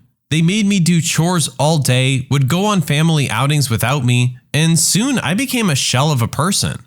I started having a lot of bad thoughts that made me really scared and I decided not to go through with. So I turned myself off. They hated it. They weren't getting a rise out of me anymore. Anything they said to me. Since their narcissism relied on a victim, I wasn't a source anymore. So they extended my grounding even further. They could have told me to go pick up dog poop in the backyard with my teeth and I wouldn't have flinched. My stepdad's family, just as terrible, would come over and belittle me as well. I was told to smile. So I'd humor them and flash an empty smile for a second and return to my blank expression I had to find solace in. All this was to save me from going to hell. The only thing that saved me that summer was my visitation with my dad. My mom and stepdad tried to paint him in a bad light, like he was the abusive one. Even as a kid, I knew my dad didn't make me feel as bad and empty as they did. I eventually got through it. Years later, about 4 years now, I ended up working at a job unexpectedly with a girl I used to play with in the neighborhood. I always wondered why she stopped showing up. When I wasn't home or in another part of the house, she came to the door and asked to play. One of my parents opened the door and told her I didn't want to play with her anymore. I always wondered why she never hung out with me or talked to me. Even finding this out in a more recent term, I cried and apologized to her. I could have had a great friendship with a lot of people, but they just wanted to alienate and control me. Unfortunately, this is just the tip of the iceberg. I don't talk to them anymore, but I still live in the same city as them, and I have a lot of social anxiety because of that. One of my roommates exhibits the same kind of behavior my parents were so kind as to bestow upon me. It makes things difficult to handle. I just want people to be happy and live in a healthy environment. It's so messed up that the biggest monsters in the world are the people closest to you. I had to be home by the time the streetlight that was at our house turned on. If I didn't make it, I'd get grounded. Turned out, years later, I found out that my parents had control of the one light in our yard with a switch in the utility room. It wasn't solar controlled to turn on when the sun went down like the other street lamps in the neighborhood. I have too many to name growing up in an Asian household, but the one that was the most embarrassing was I was not allowed to shave my legs or armpits, and I hit puberty at an early age. So I had really hairy armpits and legs and was forced to wear shorts to gym class. I was so embarrassed about my legs that I would wear shorts with opaque pantyhose, which just made the whole situation worse, and was the butt of many jokes in middle school. My mom has apologized thousands of times since, but it still brings back crappy memories. I had a ton. I think the most unreasonable was that we, my siblings and I, weren't allowed to know where we were going during car rides. If we'd ask, we were told business and figure out we were going to the store or whatever only after we arrived at our destination. This lasted until I moved out. Another was asking for permission to use the bathroom every time. This didn't last as long. Okay, I think this is the second time this has come up about not being allowed to ask where you're going during a car ride. Guys, can you let us know in the comments? Is this a common thing? I've never heard of this before. A friend of mine wasn't allowed to wear shorts to school unless it was already over 80 degrees when she had to leave. School started at 7:40 a.m., so this almost never happened, even on days where it reached over 90 midday. The school didn't even have air conditioning. My dad was incredibly strict while I was growing up. Two of his stupidest rules were, number one, my brother and I had a bedtime of 9 p.m. until I was a senior in high school. Number two, bedtime was so strict that we weren't allowed to get up to use the bathroom after 9 p.m. And number three, he made us have a babysitter until I was 14 years old. Of course, he denies ever doing any of these things to this day. Another very stupid rule was no locked doors in the house. Ever. As in, locking the bathroom door wasn't allowed, and my dad proclaimed that he should be allowed to come into any room in his house anytime he wanted. He would often try to come into mine and my brother's rooms while we were changing or something, so I got into the habit of changing my clothes very quickly and only when our dad was upstairs or something. What's the saddest thing to hear, "It's okay, I'm used to it," as a response to? Had a friend who was really lonely and his old friends were awful to him. Like, there was this one girl who would just hit him and stuff and emotionally abuse him really bad, but he didn't have any other friends, so he just stuck with it. Accidentally hit him lightly or something when he said, "It's okay, I'm used to it." And I felt so bad for the poor guy. He's fine now though.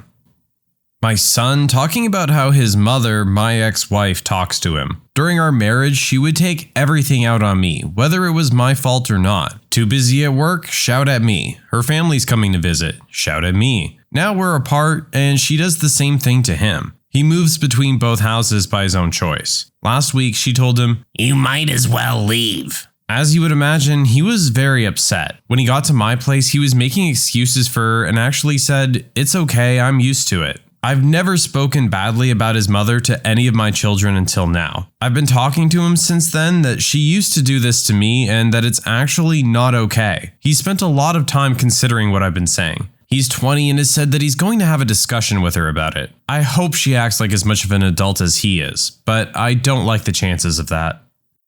The one time a girl ever asked me out in my life, back in high school, I told her, "Sorry, I just met a girl I really like and we're starting to get serious, so I can't right now." And her answer to that was, "It's okay, I'm used to it. No one ever picks me first." Or something like that. I felt absolutely terrible, because usually back then, that would have been my line. Preface, my boyfriend has lost his mom, both of his uncles, and his step-grandfather, all separate instances. Literally last Sunday night at midnight, my boyfriend woke me up to tell me that one of his really good friends from high school died. He was so upset and I was so sad for him. I told him how sorry I was for him because I honestly didn't even know what to say. His response? "It's okay, I'm used to it." In the saddest tone I've ever heard. I started crying. How freaking heartbreaking.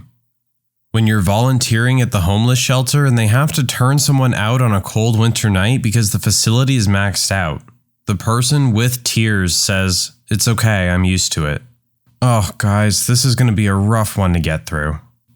I had a roommate after college that unfortunately slipped back into a pill problem. I came back to the apartment one evening with my mom to find my roommate passed out on the floor and incoherent. I was freaking out the entire time, but my mom was incredibly calm and knew exactly what to do. Afterwards, she told me, "I used to have to do that all the time with my dad." My mom grew up with an alcoholic father who ended up dying of his disease, so she had been through a lot. But I really had no idea how bad it had been for her until then. I still get a little choked up thinking about her face in that moment. This won't be a very popular opinion unless you've really been through it, but when people constantly interrupt you, especially when it's by people that you love. It's one thing when it's a lively and interesting conversation. Then I get it. But even in just normal everyday communication, after asking so many people to stop with no avail, it gets to the point where you know nobody is really listening or cares what you have to say. I'm almost just tired of talking, but it's okay. I'm used to it. When I was in 10th grade, there was this freshman girl who had a pretty nice body in my photography class. Sometimes when she walked by the back table, like 3 or 4 of the guys there would slap her butt, and she would just keep walking solemnly. One day, I took her aside so no one was in earshot and asked her why she just lets them do that to her. And she said, "It's fine, I've had to deal with it since I was in middle school from them." This one makes me legitimately angry, guys. Anyone out there dealing with this kind of thing? This is absolutely not appropriate under any means. Do not feel that you need to accept this kind of behavior. There's always someone willing to help you in this situation. And if you're the one doing this and think it's funny, shame on you. When my boss told me a few weeks ago that I haven't been getting enough quotes to him and maybe this sales job isn't for me, but you're really a nice guy, I could not tell you how many times I've had someone say something negative followed up with, but you're a really nice guy. Not quite it's okay, I'm used to it, but pretty close. I'll listen to a friend of mine who has ADHD and Asperger's talk about his D&D stories, and he'll go on for a bit and then suddenly stop and say, "Sorry, I'm rambling." And you just know that he's been told to shut up or stop talking so many times now that he's used to having to stop talking because someone got frustrated with him rambling. Makes me sad that someone would tell this guy to shut up when he's clearly enjoying explaining his wild universes. Passion like that shouldn't be stifled. Constantly having different utilities cut off and multiple eviction threats from the landlord, and a large possibility of becoming homeless in the near future because whoever you live with would rather stock up on liquor than save for rent and bills. That seems almost too specific. I was walking into Walmart the other day when I saw a woman in her early 60s in a wheelchair trying to push herself up a hill against the wind with a basket on her lap. I said to her, "Pardon me, I don't mean to be rude, but would you like a hand?" And she said, "Oh no, it's all right, I'm used to it." I felt so guilty for how much I take my legs for granted. What a trooper she was.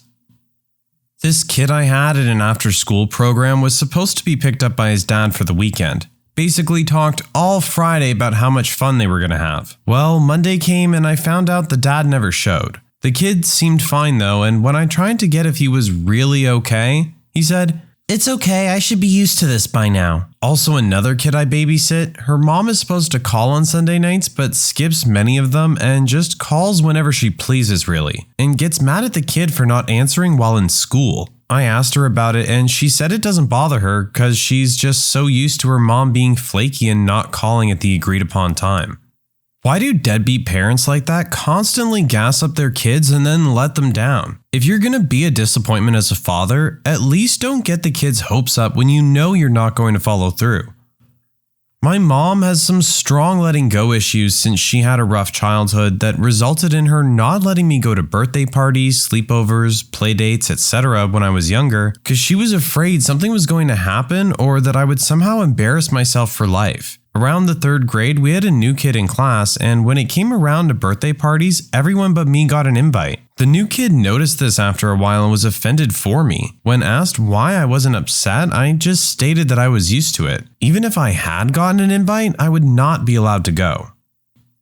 8th grade teacher here. I have a student who recently told me that her mom cries every night as she goes through the week's budget trying to work out how much they can afford to eat that week. I asked her if she ever went hungry, because as her teacher it's my duty to escalate when a child isn't having basic needs met, and whether she wanted to see the school counselor about the crying. Her response to both questions was, "It's okay, I'm used to it." It was honestly the most heartbreaking thing I'd ever heard. Later on, I found out that this girl only had half a buttered sandwich each day at school, which was to last her through recess and lunch, and always went to the library to read during breaks because she wanted to conserve her energy. All the teachers just thought she was a bookworm. In actual fact, she longed for friends but hadn't made any because they were all running around in the playground. We don't get a conclusion to this story, but I really hope the teacher followed through on making sure all the child's needs were met. I used to nanny this really sweet girl. In kindergarten or the 1st grade, the girl that sat next to her in class died in a freak accident. She'd recently, within the year or so, just lost grandparents, animals, and a family friend. I asked her how she was handling the loss of her friend and she responded, "I'm okay, I'm used to losing people close to me." Broke my heart.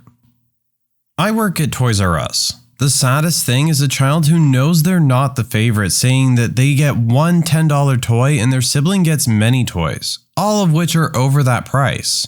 I was like, "Oh, is it your brother's birthday?" to this little girl who was getting one little doll when her brother was getting Nerf guns and video games. She looked at me and went, "Mom and Grandma buy him everything he wants. I'm used to it."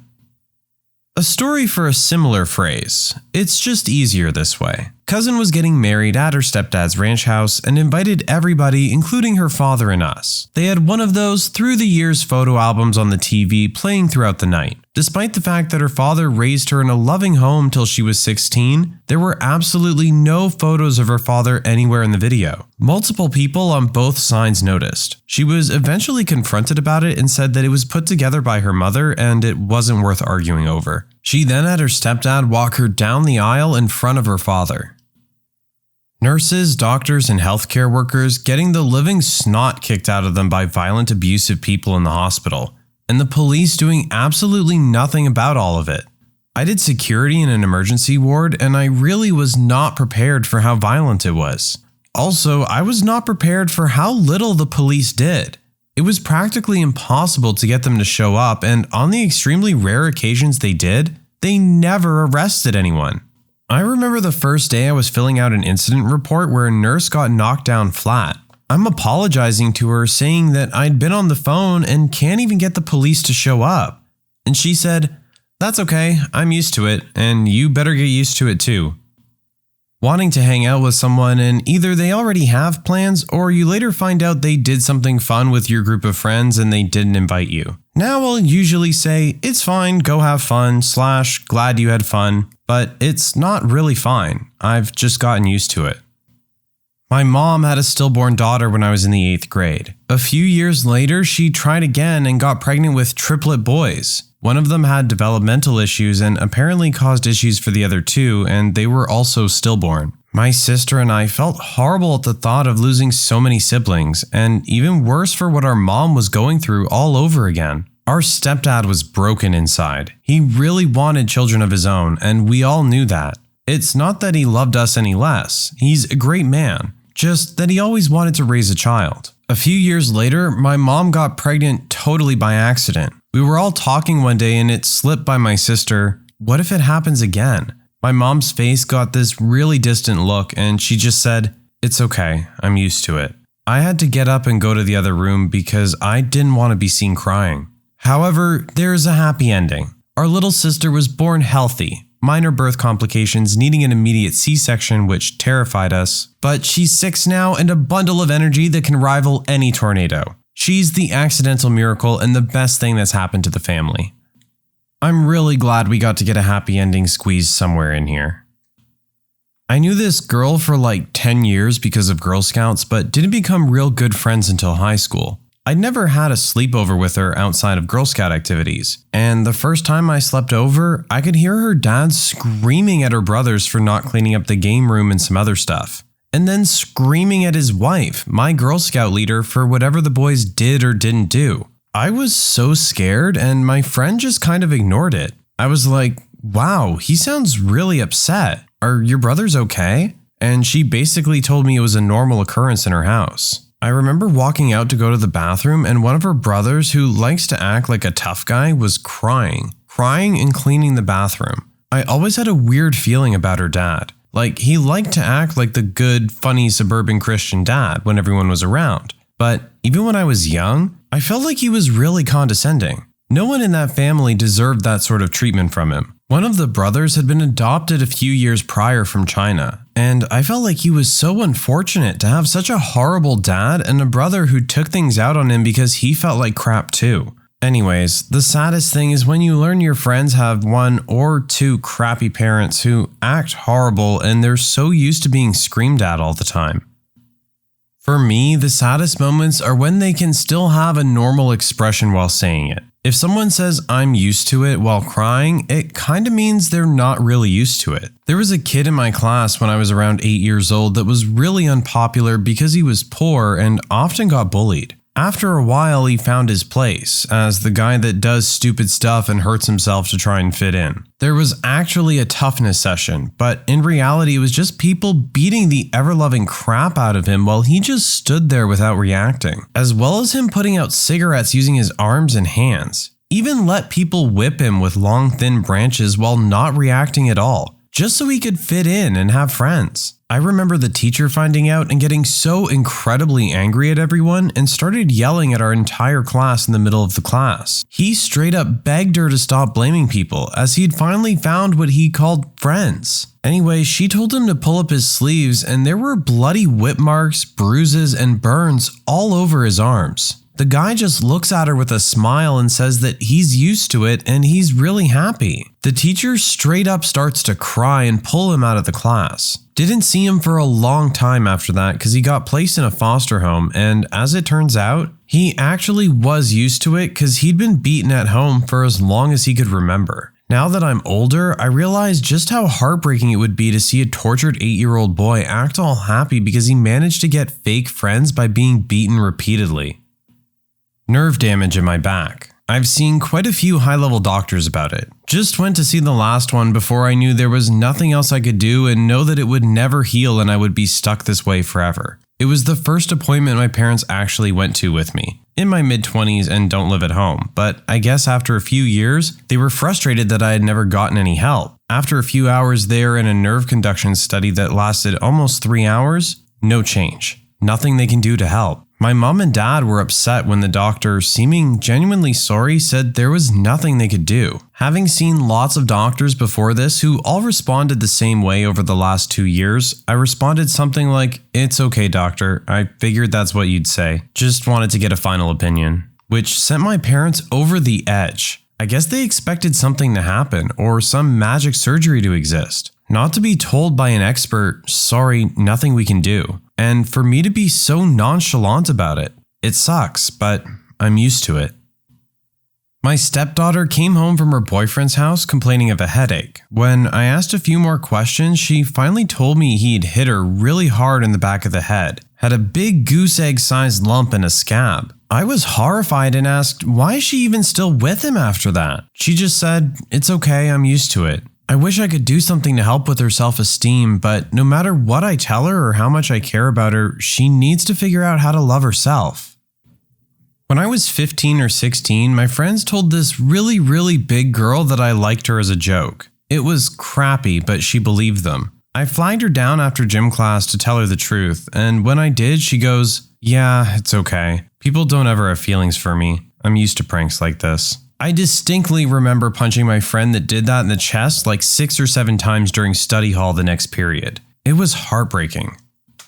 When I was 19 and dating my current partner, I was squatting in an abandoned, flea-infested, decaying house while I scraped by on food stamps and working 8 hours a week because my job was cutting everyone. A friend offered to let me move in with them for a while, but didn't want me to bring my best friend and last member of my family, my cat. I tried to take him to an animal rescue place, but the attendant decided that my cat was too aggressive after he manhandled him pretty hard. As I sat in my partner's car and held my cat's crate close to my heart, he lamented to me how unfair this all was and how he knew my cat meant everything to me, and how our only option seemed to be to take him to the shelter that told me point blank that if I took a cat there, they would kill him. I looked at him full of despair at the thought that I had failed my little buddy, who had been my constant companion through deaths and abandonment and homelessness, and honestly stated, "It's okay, I'm used to it." To me, it was Tuesday. To him, he was witnessing the saddest thing he had ever seen happening to someone he was quickly falling in love with, and he began to cry. I was so surprised by his reaction because why would anyone cry over me or my problems?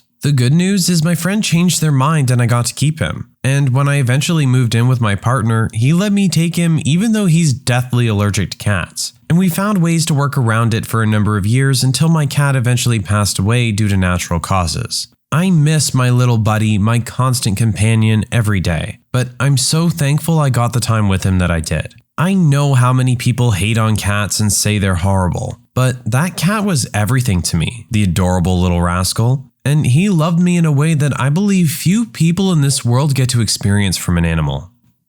I'm that guy who always seems to be on the edge of friend groups, or at least I used to. I was that one who always got talked over by other people, or people wouldn't realize I was talking at all. I was just used to being that guy, the one who was just kind of there. Got to college and found a group of friends that I really do interact with, and it's amazing how different that is. Basically, whenever nobody bothers to learn how to say someone's name properly, especially if it's unusual or exotic for the area. It's a basic unit of respect and acknowledging someone as a person, learning to say their name correctly. I have a really unusual first and last name, and a lot of people who have known me for years, coworkers, etc., still don't say it correctly, despite multiple corrections. So I'm super conscientious of making sure I pronounce other people's names correctly. Often the response I get is a very surprised and grateful, "No one ever tries," which is pretty similar to "I'm used to it." I have a happy one to counterbalance such heartbreaking stories. I often go in the forest and dogs run up to me and want to jump up. I don't have the heart to say no because they look so happy to see me. The owners are always so embarrassed as I'll get a little money, but I tell them I work with animals, so I'm used to it. Met some great dogs this way. Yes, we get to end on a happy one, and there are dogs in it.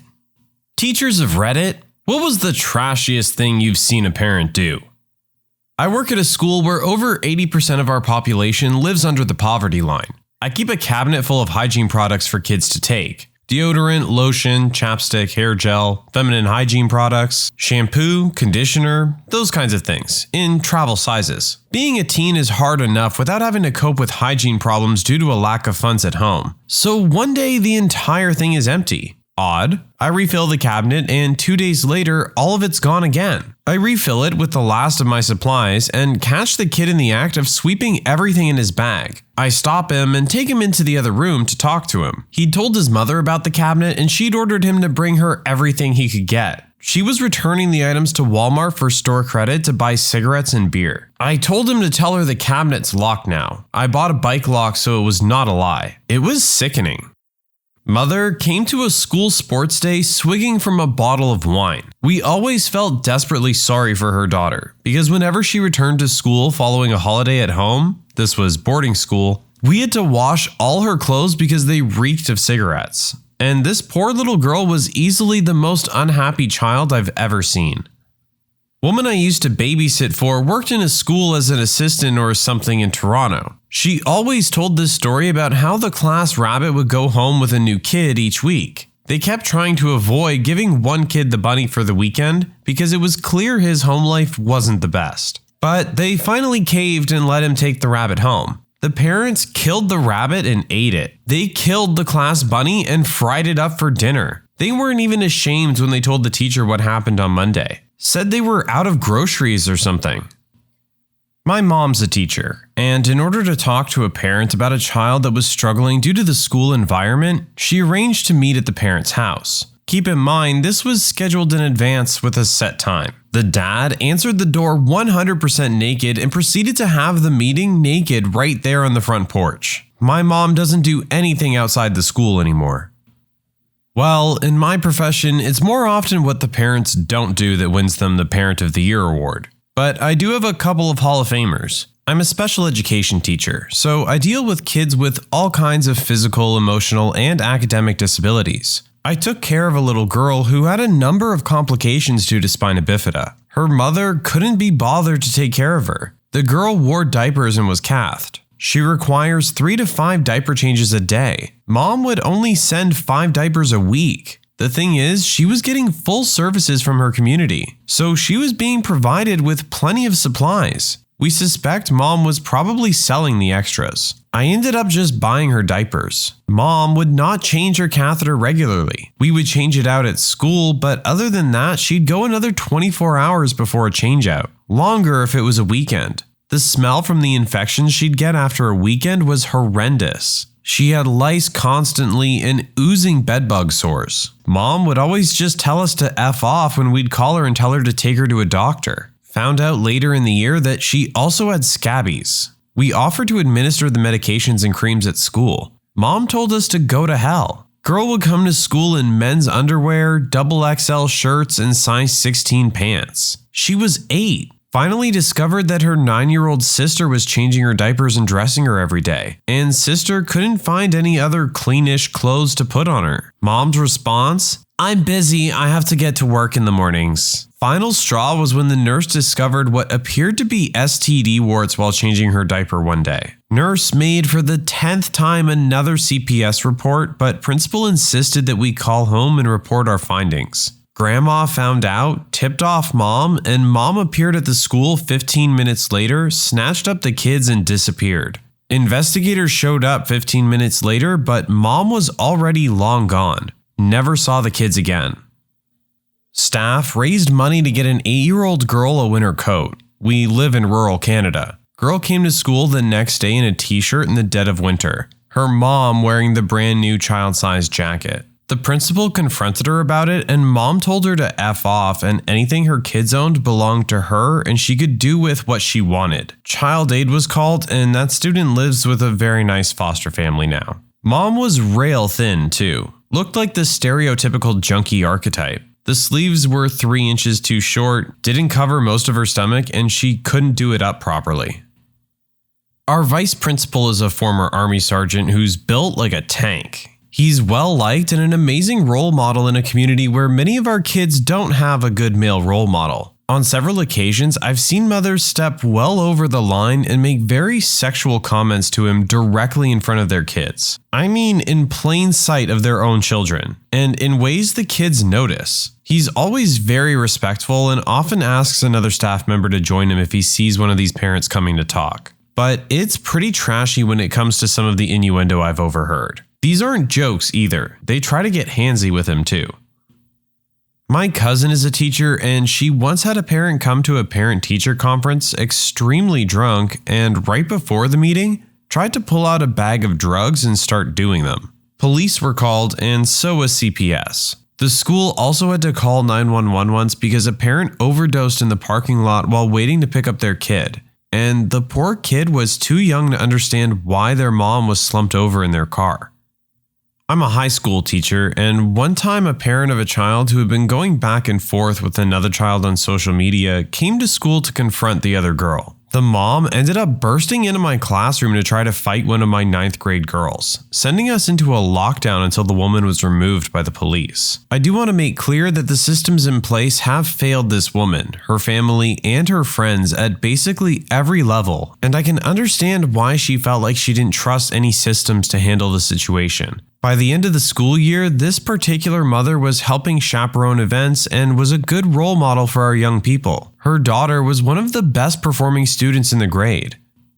I volunteer at after-school programs to help tutor. I had a student earlier this year. Good kid. Loves math, loves computers. Wants to be a programmer when he grows up. He's really struggling in 7th grade because he has no computer at home. We have to do his online assignments at the program, but we only meet twice a week. I pulled his mom aside and explained how he could be doing much better in school with some kind of PC and internet access at home. She says that she can't afford a computer. I tell her that for $200, I could piece all the parts together myself for a fully functional setup that would be sufficient for at least the next few years. I'd even build it with him so he could learn some extremely valuable information. I'd even front her half, but she would have to pay me back. She says no way, still out of her budget. Mind you, while we're having this conversation, she's barely looking up to speak to me, too busy scrolling through the gram on her iPhone. I say forget it, I'll do it myself. I managed to scrap all the parts together I'd need for free. I only had to buy the hard drive. The setup was really out of date, but still worked, and gave it to the kid, and he was thrilled. About a month later, I notice he's trying to finish all his homework at the program again.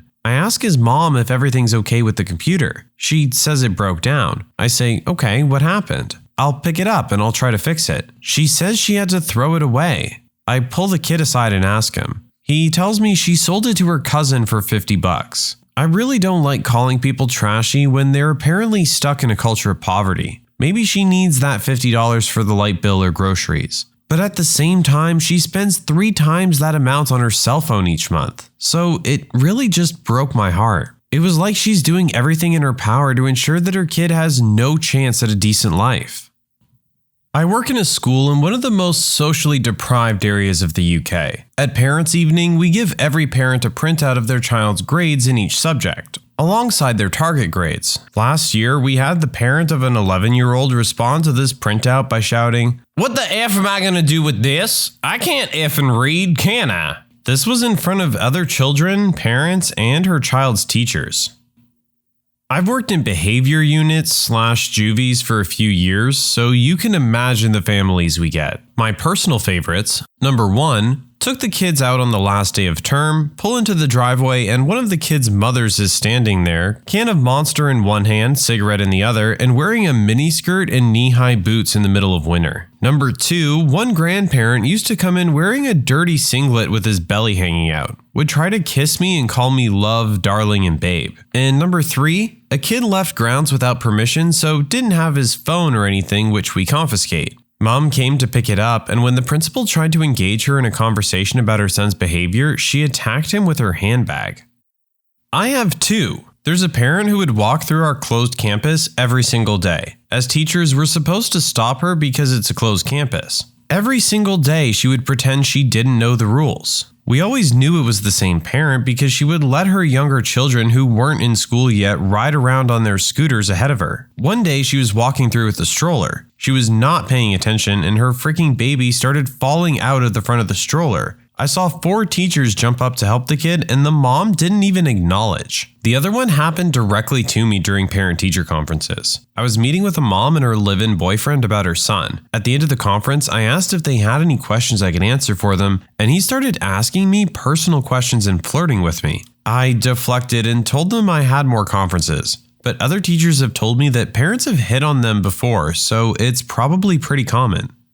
Not a teacher, but a college administrator. Parents will call in very frequently when there's an issue with their student's living situation. If they're a jerk, which is frequent, I quote FERPA to them. Best example, I had to bill a student for around $600 in damages to their room at the end of the year. Mom called me peeved off about this because they'd tried to repair the damages, but very poorly. She ended up yelling about this over the phone, and I reminded her that her son was 22 years old and that I could only talk with him about this. Kid calls me back the next day and apologizes for his mom being a jerk to me and asks if I'm able to just feed his mom a bunch of bull when she calls back. It's a weird line of work.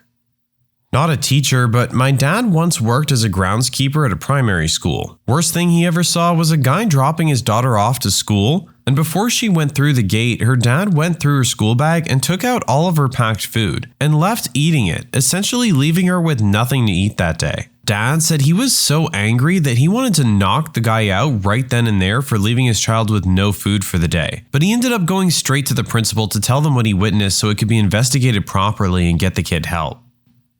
My kid went to the preschool run by the public school system. Every student there was either 3 or 4. One day, I saw one of his classmates' moms open the front passenger door. Kid climbed in and they drove off with the radio cranked and the little girl dancing on the seat leaning against the dashboard. The back seat was totally empty, not even a car seat. The next day, I offered the lady my other kid's seat. I'd buy another one on the way home. She told me to F off and drove away with her daughter, again standing on the front seat. I let the principal know and we watched the car drive into traffic towards the highway. Day 3, I've called the police, but they'll only come out if I call during the pickup. Great, that'll only take 30 minutes for them to get here. After mom drives off with daughter dancing on the seat again, I tell the principal I'm reporting the mom to family services if she won't intervene. On day 4, a guy shows up in her car and comes nose to nose with me without even so much as an introduction. He says if I keep harassing his woman, I'll regret it. I tell the principal, nothing she can do.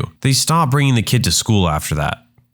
My mom is a middle school teacher. Just about every day, some crap parent doesn't come pick up their kids because they literally forgot about them or were passed out drunk or on drugs. Then the poor child gets sent to daycare, which is not free. Then the horrible parents complain about the charge. My mom has had to bring random kids home before who barely know the way home. It's really sad. Parent witness to an event, but not a teacher. My kid's very first day of school. She's 4.5. In the gym hall, all the kids and parents are in lines according to class, and one by one, the teachers come and take them away. Our group was last to go. As we're waiting, a guy storms in, clearly drunk, and starts shouting at a woman in the line. "Why the F didn't you tell me this was now? I've been looking everywhere, etc., etc." And he slapped the mom. Another dad in the line pulls drunk dad away and pushes him. He falls down on top of another kid. That mom screams. Drunk starts to run out. Squish Kid's dad chasing him. He made it out of the gym, but then he got caught and had the crap kicked out of him in the school reception. Everyone is freaked out. Kids are crying. Then the very happy teacher who's completely unaware comes in. I start Googling prices for private schools. I work in a middle school with an elementary school next door. 2 girls from my school were arguing all day and told their parents about it when they got out of school. The parents proceeded to call their families up to the elementary school and fought in front of a bunch of kindergartners. Knives and everything. The cops were called, and I think some of the parents are still in jail for gun possession and parole violations. One of the kids was pulled from our school and put in foster care.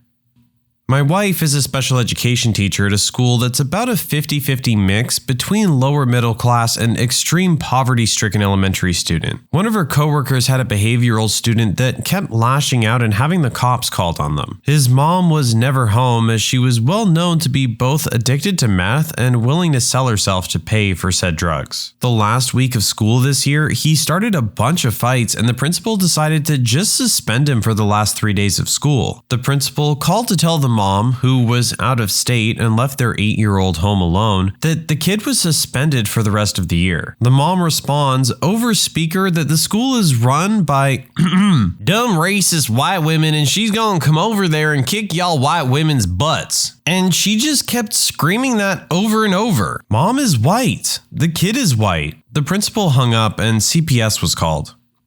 Used to work with teenagers who had behavioral problems in a special school. One day, a student of mine had an outburst. He started punching staff and students alike while screaming. It took 5 male teachers to hold him down. The headmaster called his mom so she could pick him up. She had 10 minutes. If longer, we would call the cops. The mother arrived 8 minutes later. A woman in her late 40s with bleach blonde hair wearing a miniskirt and a crop top. She came in yelling and swearing at her son. She picked him up and smacked him on the back of the head while telling him he was a good-for-nothing idiot. I'm not a teacher, but my mother is. It was her birthday and I live 3 hours away from her. I drove to my parents' house unannounced to surprise her for her birthday. She was obviously working as it was school hours, so I drove to the school she works at just as they were finishing. I was heading to the staff room, which is behind the reception area. I was about to announce myself to the receptionist and ask to wait for my mom in the staff room when this angry as heck dad storms in. He was abusing the heck out of the poor receptionist because his daughter got in trouble for being a delinquent in class. The principal comes out and tries to defuse the situation, and a minute later, my mother comes in on her way to the staff room. It's hectic in there, and then all of a sudden, the angry dad headbutts the principal right in the face. My mother screams, and angry dad turns and takes 1 step towards her. Before he got any further, I, without thinking, punched that dude in the face and his nose disappeared. Police came shortly after and I wasn't charged. It was classified as restraining with reasonable force due to him headbutting. Happy birthday, Mom.